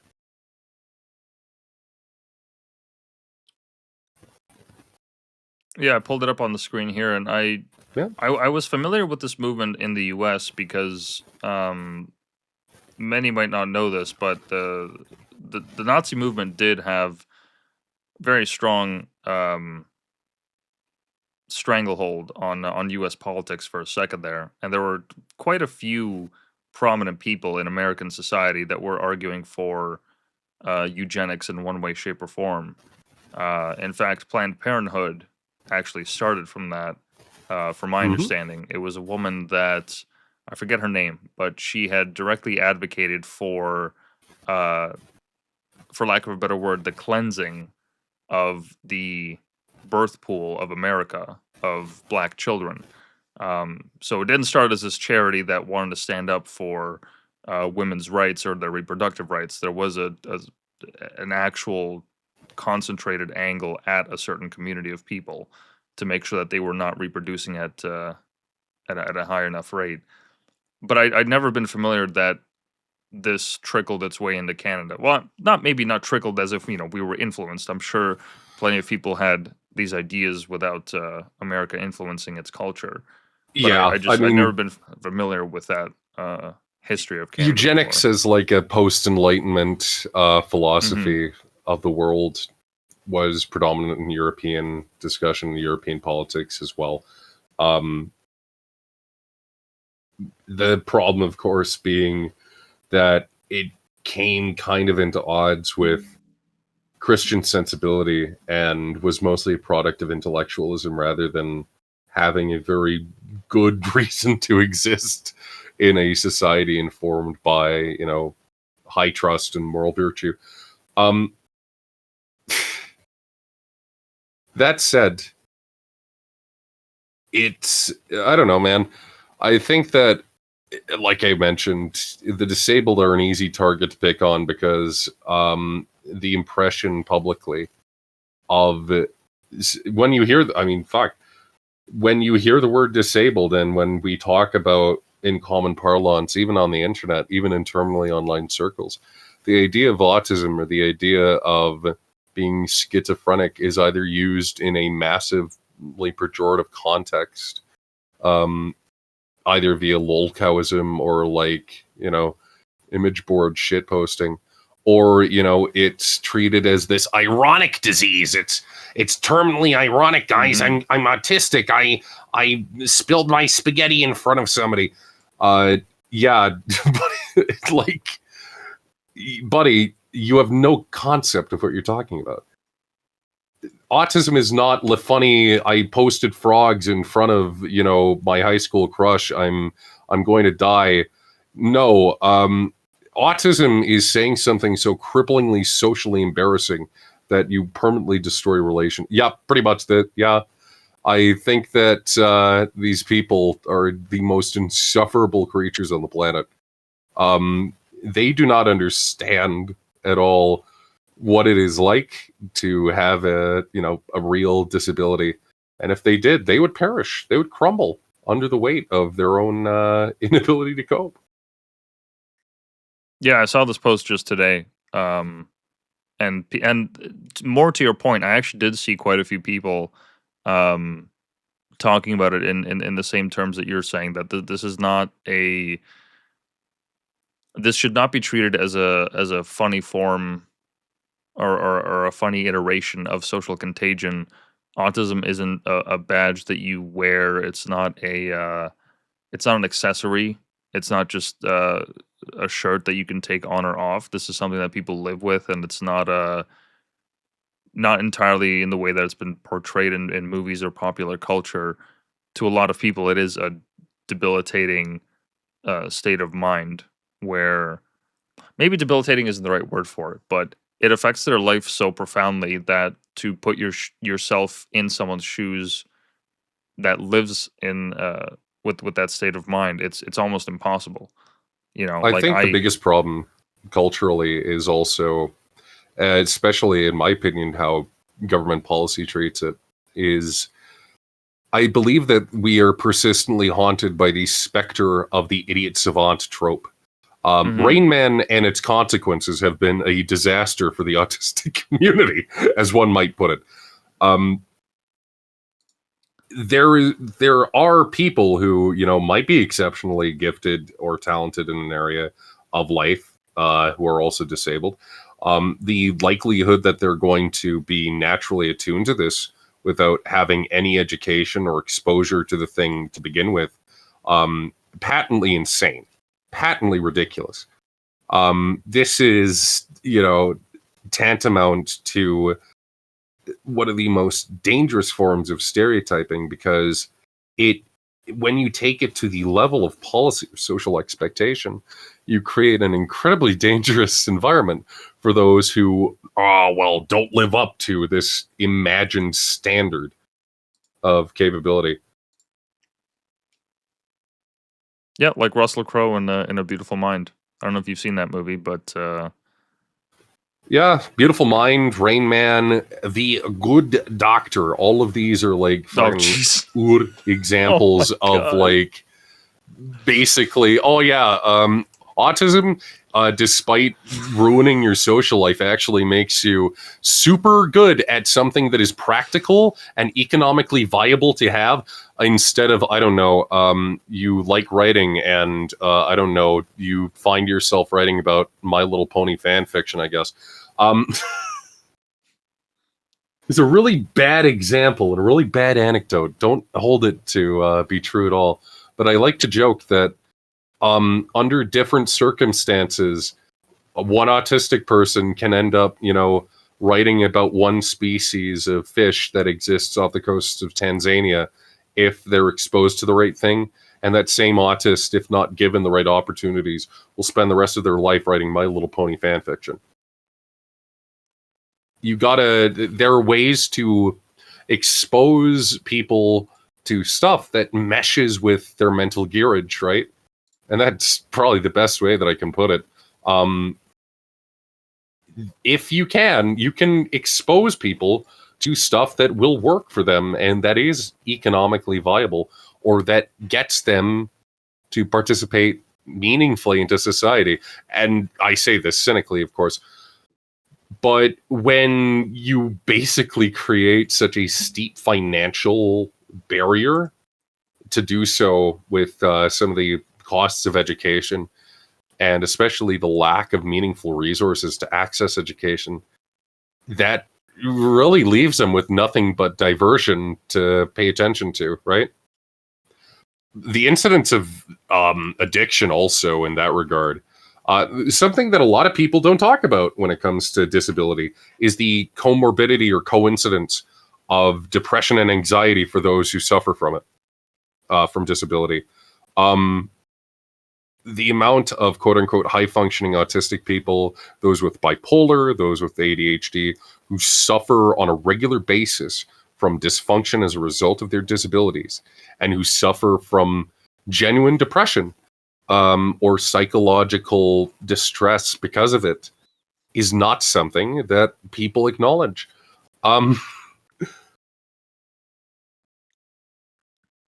there is one movie though that comes to mind that I think actually did a decently good job of showing just how I think destructive, I think would be a good word for it. Some of these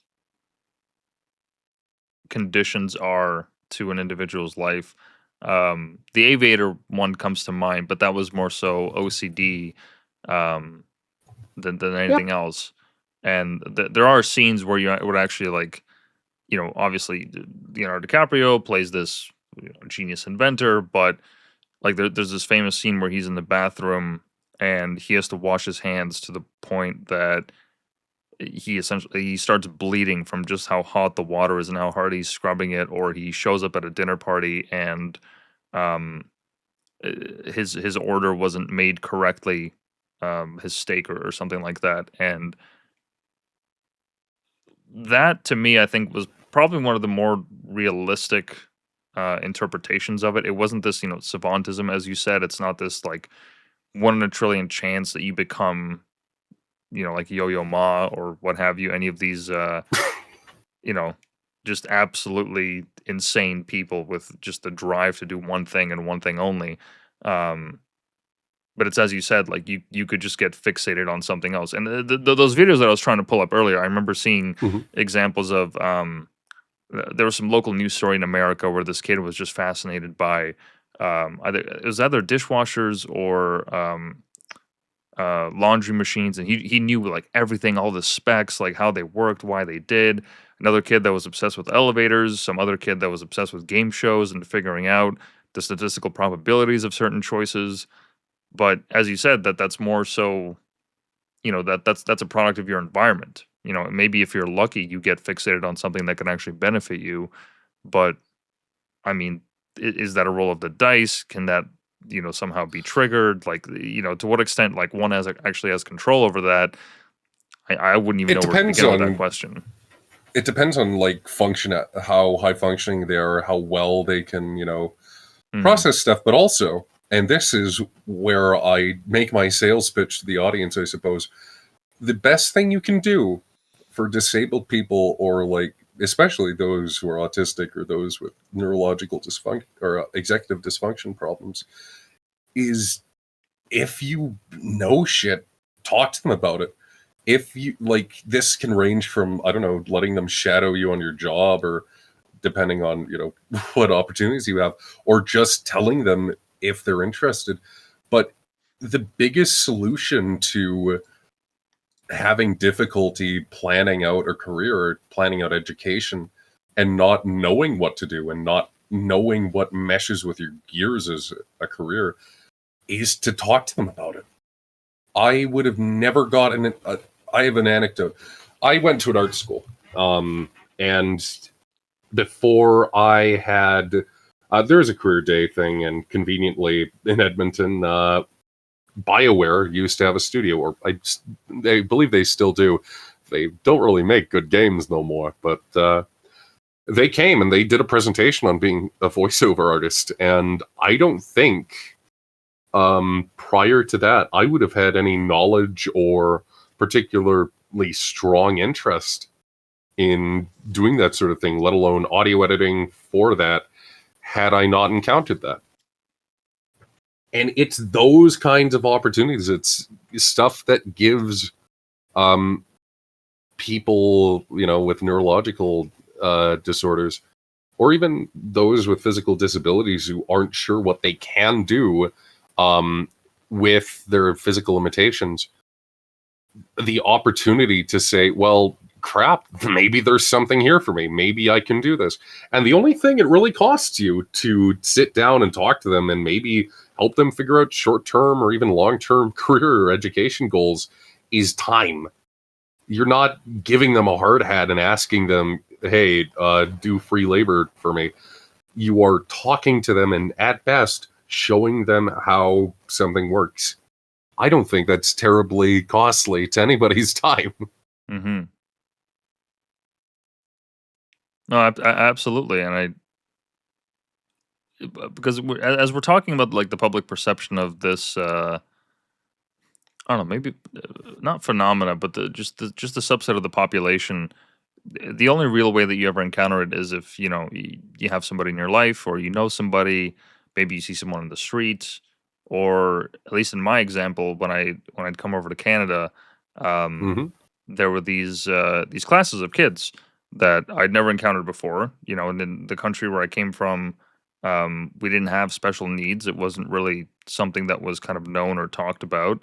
So it was a bit of a culture shock when I came over here, and I see these classes of kids that have, um, well, they just, a lot of them just look different, and I'd never seen people like that. So I didn't know what, like, well, why are they sequestered to a different classroom, and we're here, and we see them in the halls every now and then. But just thinking about what grade school was like, um, besides seeing the special ed class walk through the halls, or you'd see them out, during lunchtime, there wasn't really a lot of interaction with them. They were very sequestered to their own little spaces, which is obviously by design. Totally understand why it's done that way, but there wasn't really a lot of exposure, um, that the general, school population had. And it wasn't until high school where we got into some of these discussions. I remember in my English class, we had seen this short movie about, um, this autistic couple that was talking about, what the idea of love to them means, and it was just, this wonderfully animated short film that we saw. And I was lucky enough to be in a classroom where the teacher was very open with discussion. She understood that, okay, we're going to say some offensive things, somebody's going to use the wrong language, what have you, but this is a place of learning. That's our main priority. Right. And we had a very frank discussion on the fact that, well, we after watching that short movie, we understood that these people, at least the ones that were portrayed in the short movie, we were kind of envious of them because they had such a simple understanding of human relations compared to how hectic and chaotic it could be as a teenager, understanding that, whether you like somebody or you don't, and relationship drama and all that. But the way that they portrayed in the film, it was a lot simpler, and they were very happy by very simple things. And that was, I think, one of the few times that I interacted with that idea of what it's like to get into somebody's head from that perspective. Because obviously, like, there's no way, unless you actually live that life to understand the world through the way that they see it. Um, but I just want to make the point that part of the barrier is that there's not really any interaction that we have with these people on the day to day. So you can't really, you know, understand why they have this struggle of why they perceive the world this way, what these people actually go Well, through. And that because it's such a wide range, that also doesn't help. mm, you touched on it briefly, but it's not like there's a mark on someone with autism's skin. It's not like Hmm. you can tell somebody who's bipolar by the color of their eyes. Um, the When I talked about it being an invisible, disorder or invisible illness, the reason partially also why other movements like civil rights and trans and gay activism takes a more central stage is because it's visible. It's Hmm. physically discernible when two men or two women kiss each other. Can't really tell unless whether or not somebody's autistic or schizophrenic unless they bring that or act out on it or something occurs. And even then, understanding what causes that is not going to be apparent unless you ask questions.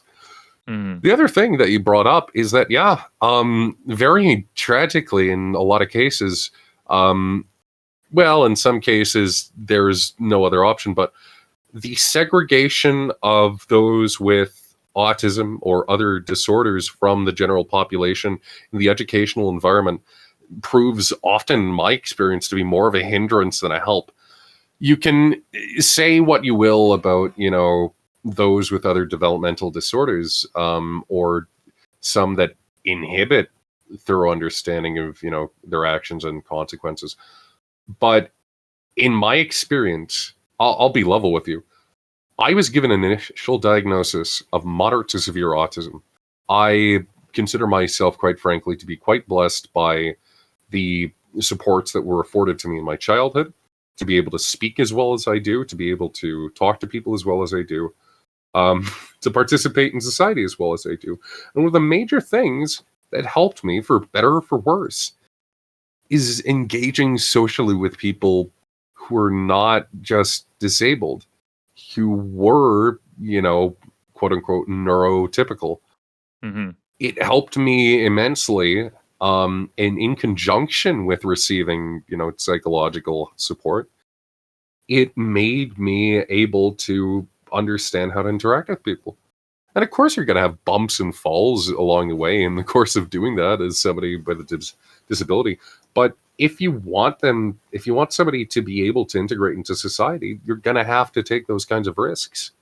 It's the same thing with, I don't know, giving them educational support past the age of 18, ensuring that or trying to assist them in having positive life outcomes past the age of majority, be it on the level of a family member or a friend or that of a government, especially when, in the latter case, they have the potential to be, at most cynical, an economic asset to you, Hmm. more so than you would expect.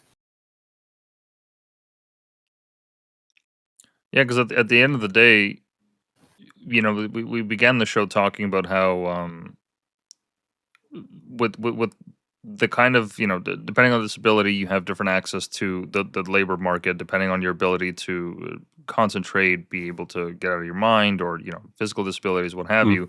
But to say that, I mean, look, unless you're literally a quadriplegic, um, there is a job for you out there. Of course. Even if it is just basic, uh, just manual labor work. Um, or just filing, scanning copies, what have you, being a crossing guard. To say that there is no opportunity for a majority of people. That's just a straight out lie. The fact that this is not a priority for the government to help people find and fill these roles is, I don't know. It's just a little bit ridiculous because once again, like just going back to how we talked about immigration, part of the reason why that's also a problem is because then it takes away those basic, entry level jobs that those people could fill.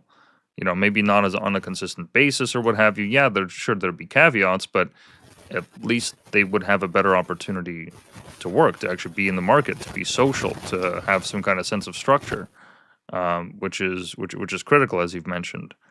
So it's just like the community seems to be just at the moment, even if we're just taking this story in Alberta as a microcosm, just be set on all sides. If it's not if it's not the government taking away your benefits, then it's their immigration policy that is giving you less opportunity to enter the workforce. And if that's done on a long enough span of time, well, you've just alienated an entire generation of people from the labor force, which, as you said, if we're just thinking the most cynical terms, now you've just lost a unit of labor to whose benefit? The contention, I believe, that Alberta serves as a microcosm to represent, even beyond the concept of disability or disenfranchising a vulnerable section of the population, is ultimately this. We have gotten to the point in the 21st century where the divide between a government's interest or perhaps even responsibility to try and ensure the prosperity of its people, its constituents, has been overridden and outweighed by the individual desire to cut profits and to cut a profit and make fortune for oneself as a politician at the expense of those you are directly responsible for. Politics has always been a zero-sum game in some degrees, but it has ultimately become such where the favor has been tilted in the direction of a politician, of a person who can make a career out of trading and exchanging goodwill that is given to them by people who genuinely trust them, and in turn is exchanged for favors of power, more or less.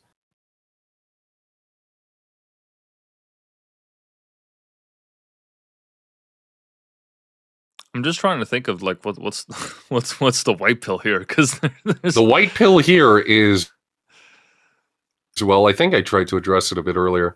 Um, the disabled folks in the community want nothing more than to integrate into society. Nobody wants to live at the mercy of a government. Nobody wants to live at the mercy of their family or friends. Mhm. Um, and the best thing you can do is try and support them. I put it to a quote today in a tweet, to support your local autist. And I mean that sincerely. If you know somebody in your community, not just in your family, who is disabled, who is struggling, reach out to them, make a connection with them. You don't have to fucking give them a job directly, but make a connection with them, especially when they may not have or know people through whom which they can make meaningful connections in employment or education or even socially.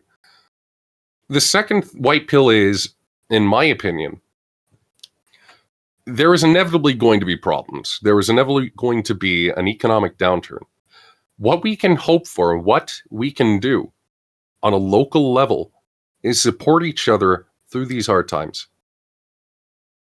It is now, especially in anticipation of any potential economic downturn, which we can see some of the signs of at the very least, that we should reach out. We should be good neighbors to each other. In your neighborhood, in your church community, in your family, look out for one another. Make sure that your needs are being met. See what you can do to plan ahead of anything happening for, negative economic consequences. Human beings are fundamentally social creatures, no matter what problems we have. And inherently, despite the trend towards low trust behavior and low trust attitudes, hardship is one of the times in which high trust behavior and high trust attitudes towards one another ultimately will help everybody, if not a majority of people, make it out okay.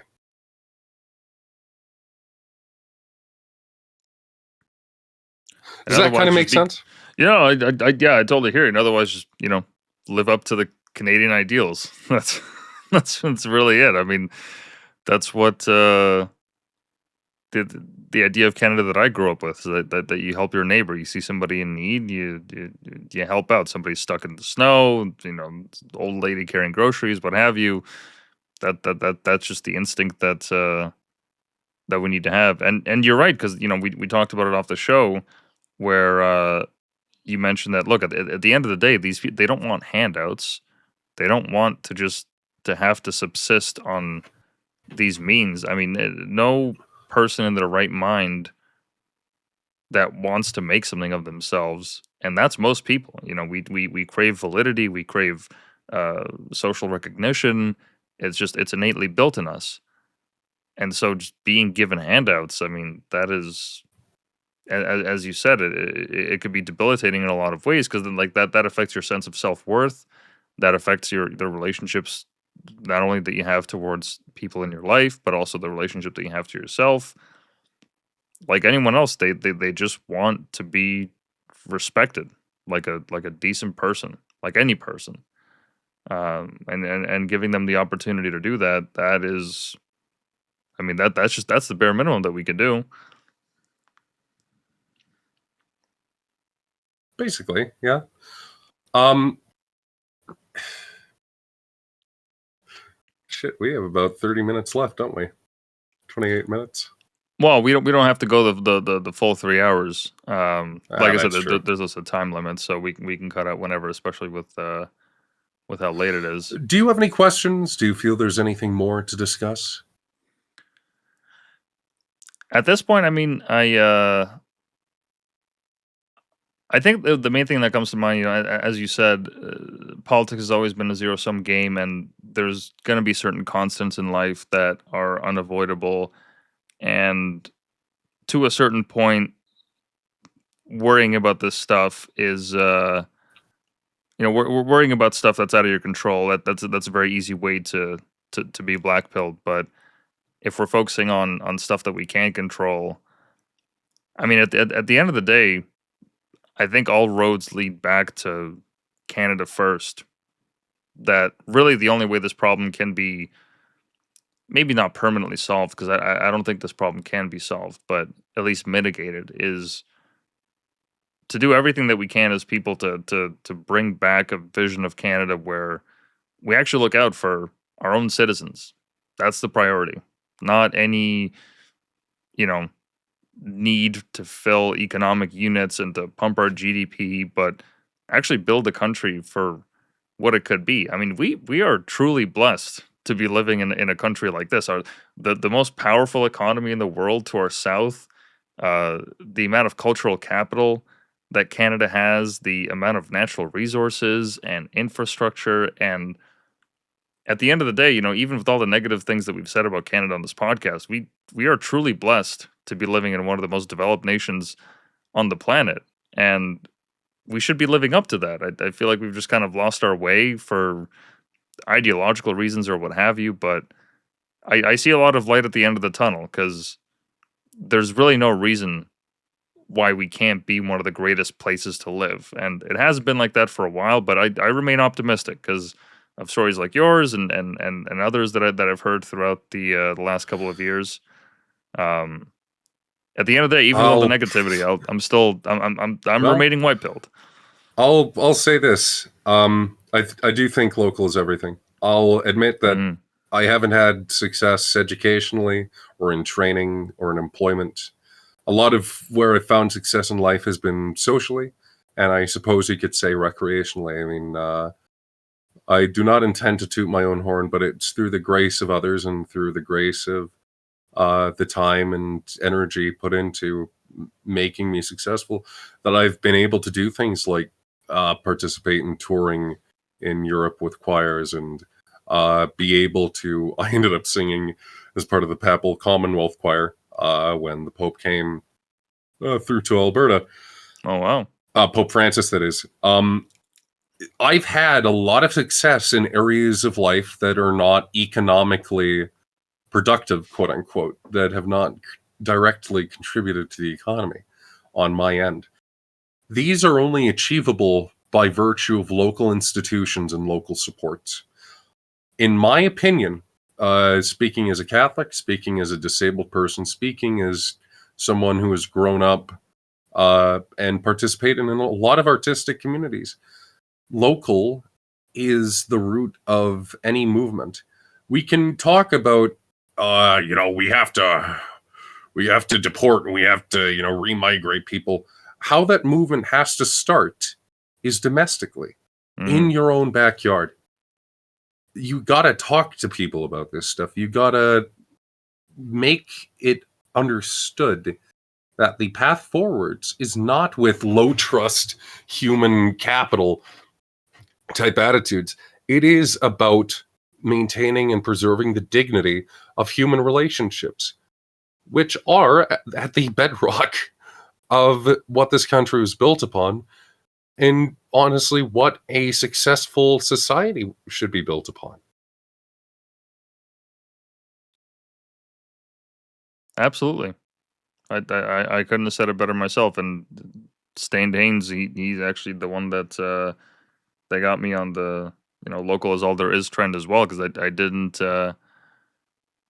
I'd lost myself for a very long time in all these global issues and caring about all this stuff and not realize what was actually happening in my own backyard. And it wasn't until I started paying attention to it that I realized just how much time and energy I'd wasted about carrying things that really didn't matter in the slightest. But the moment that I started paying attention to stuff happening in my neighborhood and my immediate circles, not only was just life easier to deal with, but I felt that I actually had a contribution in my community, that I could actually do something to improve the immediate conditions of life of the people around me. And that has been way more fulfilling than any amount of time that I spent going down YouTube rabbit holes or shit posting or what have you, just paying attention to the most triggering news stories ever. That is Being outraged gives you the same dopamine rush as a hit of cocaine.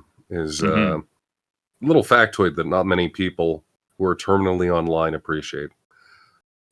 Being perpetually angry and upset all the time also does nothing. It achieves nothing. It is the equivalent of spinning your wheels and doing donuts in the parking lot. If you want to go anywhere, you have to commit yourself to what is within your reach. And by God, that movement will ripple outwards. Undoubtedly. Most assuredly. Oh, absolutely. Absolutely. And I'll close out the episode with this example. I mean, look, this is a meme at this point, but for whatever Jordan Peterson has become now, his initial that's a whole other episode. But for all that he's worth, his initial movement of clean your room, he was fundamentally right on that, because the commentary that he had about it was basically like, look, like all these people going out protesting all these giant issues, systemic racism and capitalism and all, you're not going to be able to do anything until you actually clean your room, because the state of your room reflects not only how much you respect the order of things, but how much you respect yourself. And if you can't even get that little thing done right, then to think that you're going to affect the world in any significant way is a joke. You might as well just stand in a mirror and laugh at yourself, because that is going to do the exact same effect. Right? That's going to have the exact same effect. If you're not able to just, organize yourself in a decent enough way where you're just able to get stuff done and just have a neat space to work in, that starts first. And so just to echo the point of local first, that is the priority that more people should have. It's just looking around in your surroundings and what you can actually fix immediately, because as you said, that is actually going to lead you to to greater victories down the line. That's initially where it starts, and I'm really glad that I've been able to hear that message from Stain Haynes and people like yourself, because that's really the driving force behind anything else beyond that, right? Fixing your municipality, your province, whatever, all of that starts with actually making sure that you have your life in order, and everything else stems from that. So yeah, whatever Jordan Pearson has become, that's a whole aside. But he was he was right about the room cleaning. I'll give him that one.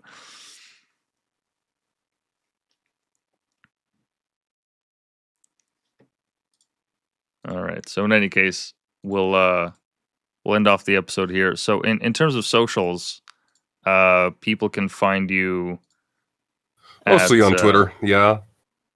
okay, let me just pull up. I don't tweet often. I'm not some pundit or particularly well-spoken individual. I've been attempting to get some reading of some interesting, timely stuff going, occasionally on Spaces. Otherwise, I'm available for voice work. Anyways, yeah. Yeah, we'll post the socials in the description of the episode, and yeah, if you guys need Excellent. voiceovers, hit them up. I was genuinely surprised that, because just based on like the voice that you had in that interview in Global News, I did not think that voice acting was going to be the thing. But here right now, I'm like, no, that totally makes sense. People tell me that I have a face for radio and that I sound decent on the mic, but dude, you blow me out on the water now. A face for radio. I don't think they were complimenting you, buddy. Probably not. But yeah, listen, it's been a pleasure yapping with you. I appreciate you making the time, especially with how late it is now. But yeah, thank you for everyone for tuning in.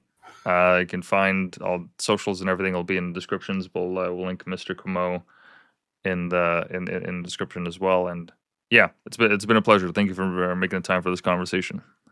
Hey, no worries. Beautiful. All right, so we'll see you guys later then.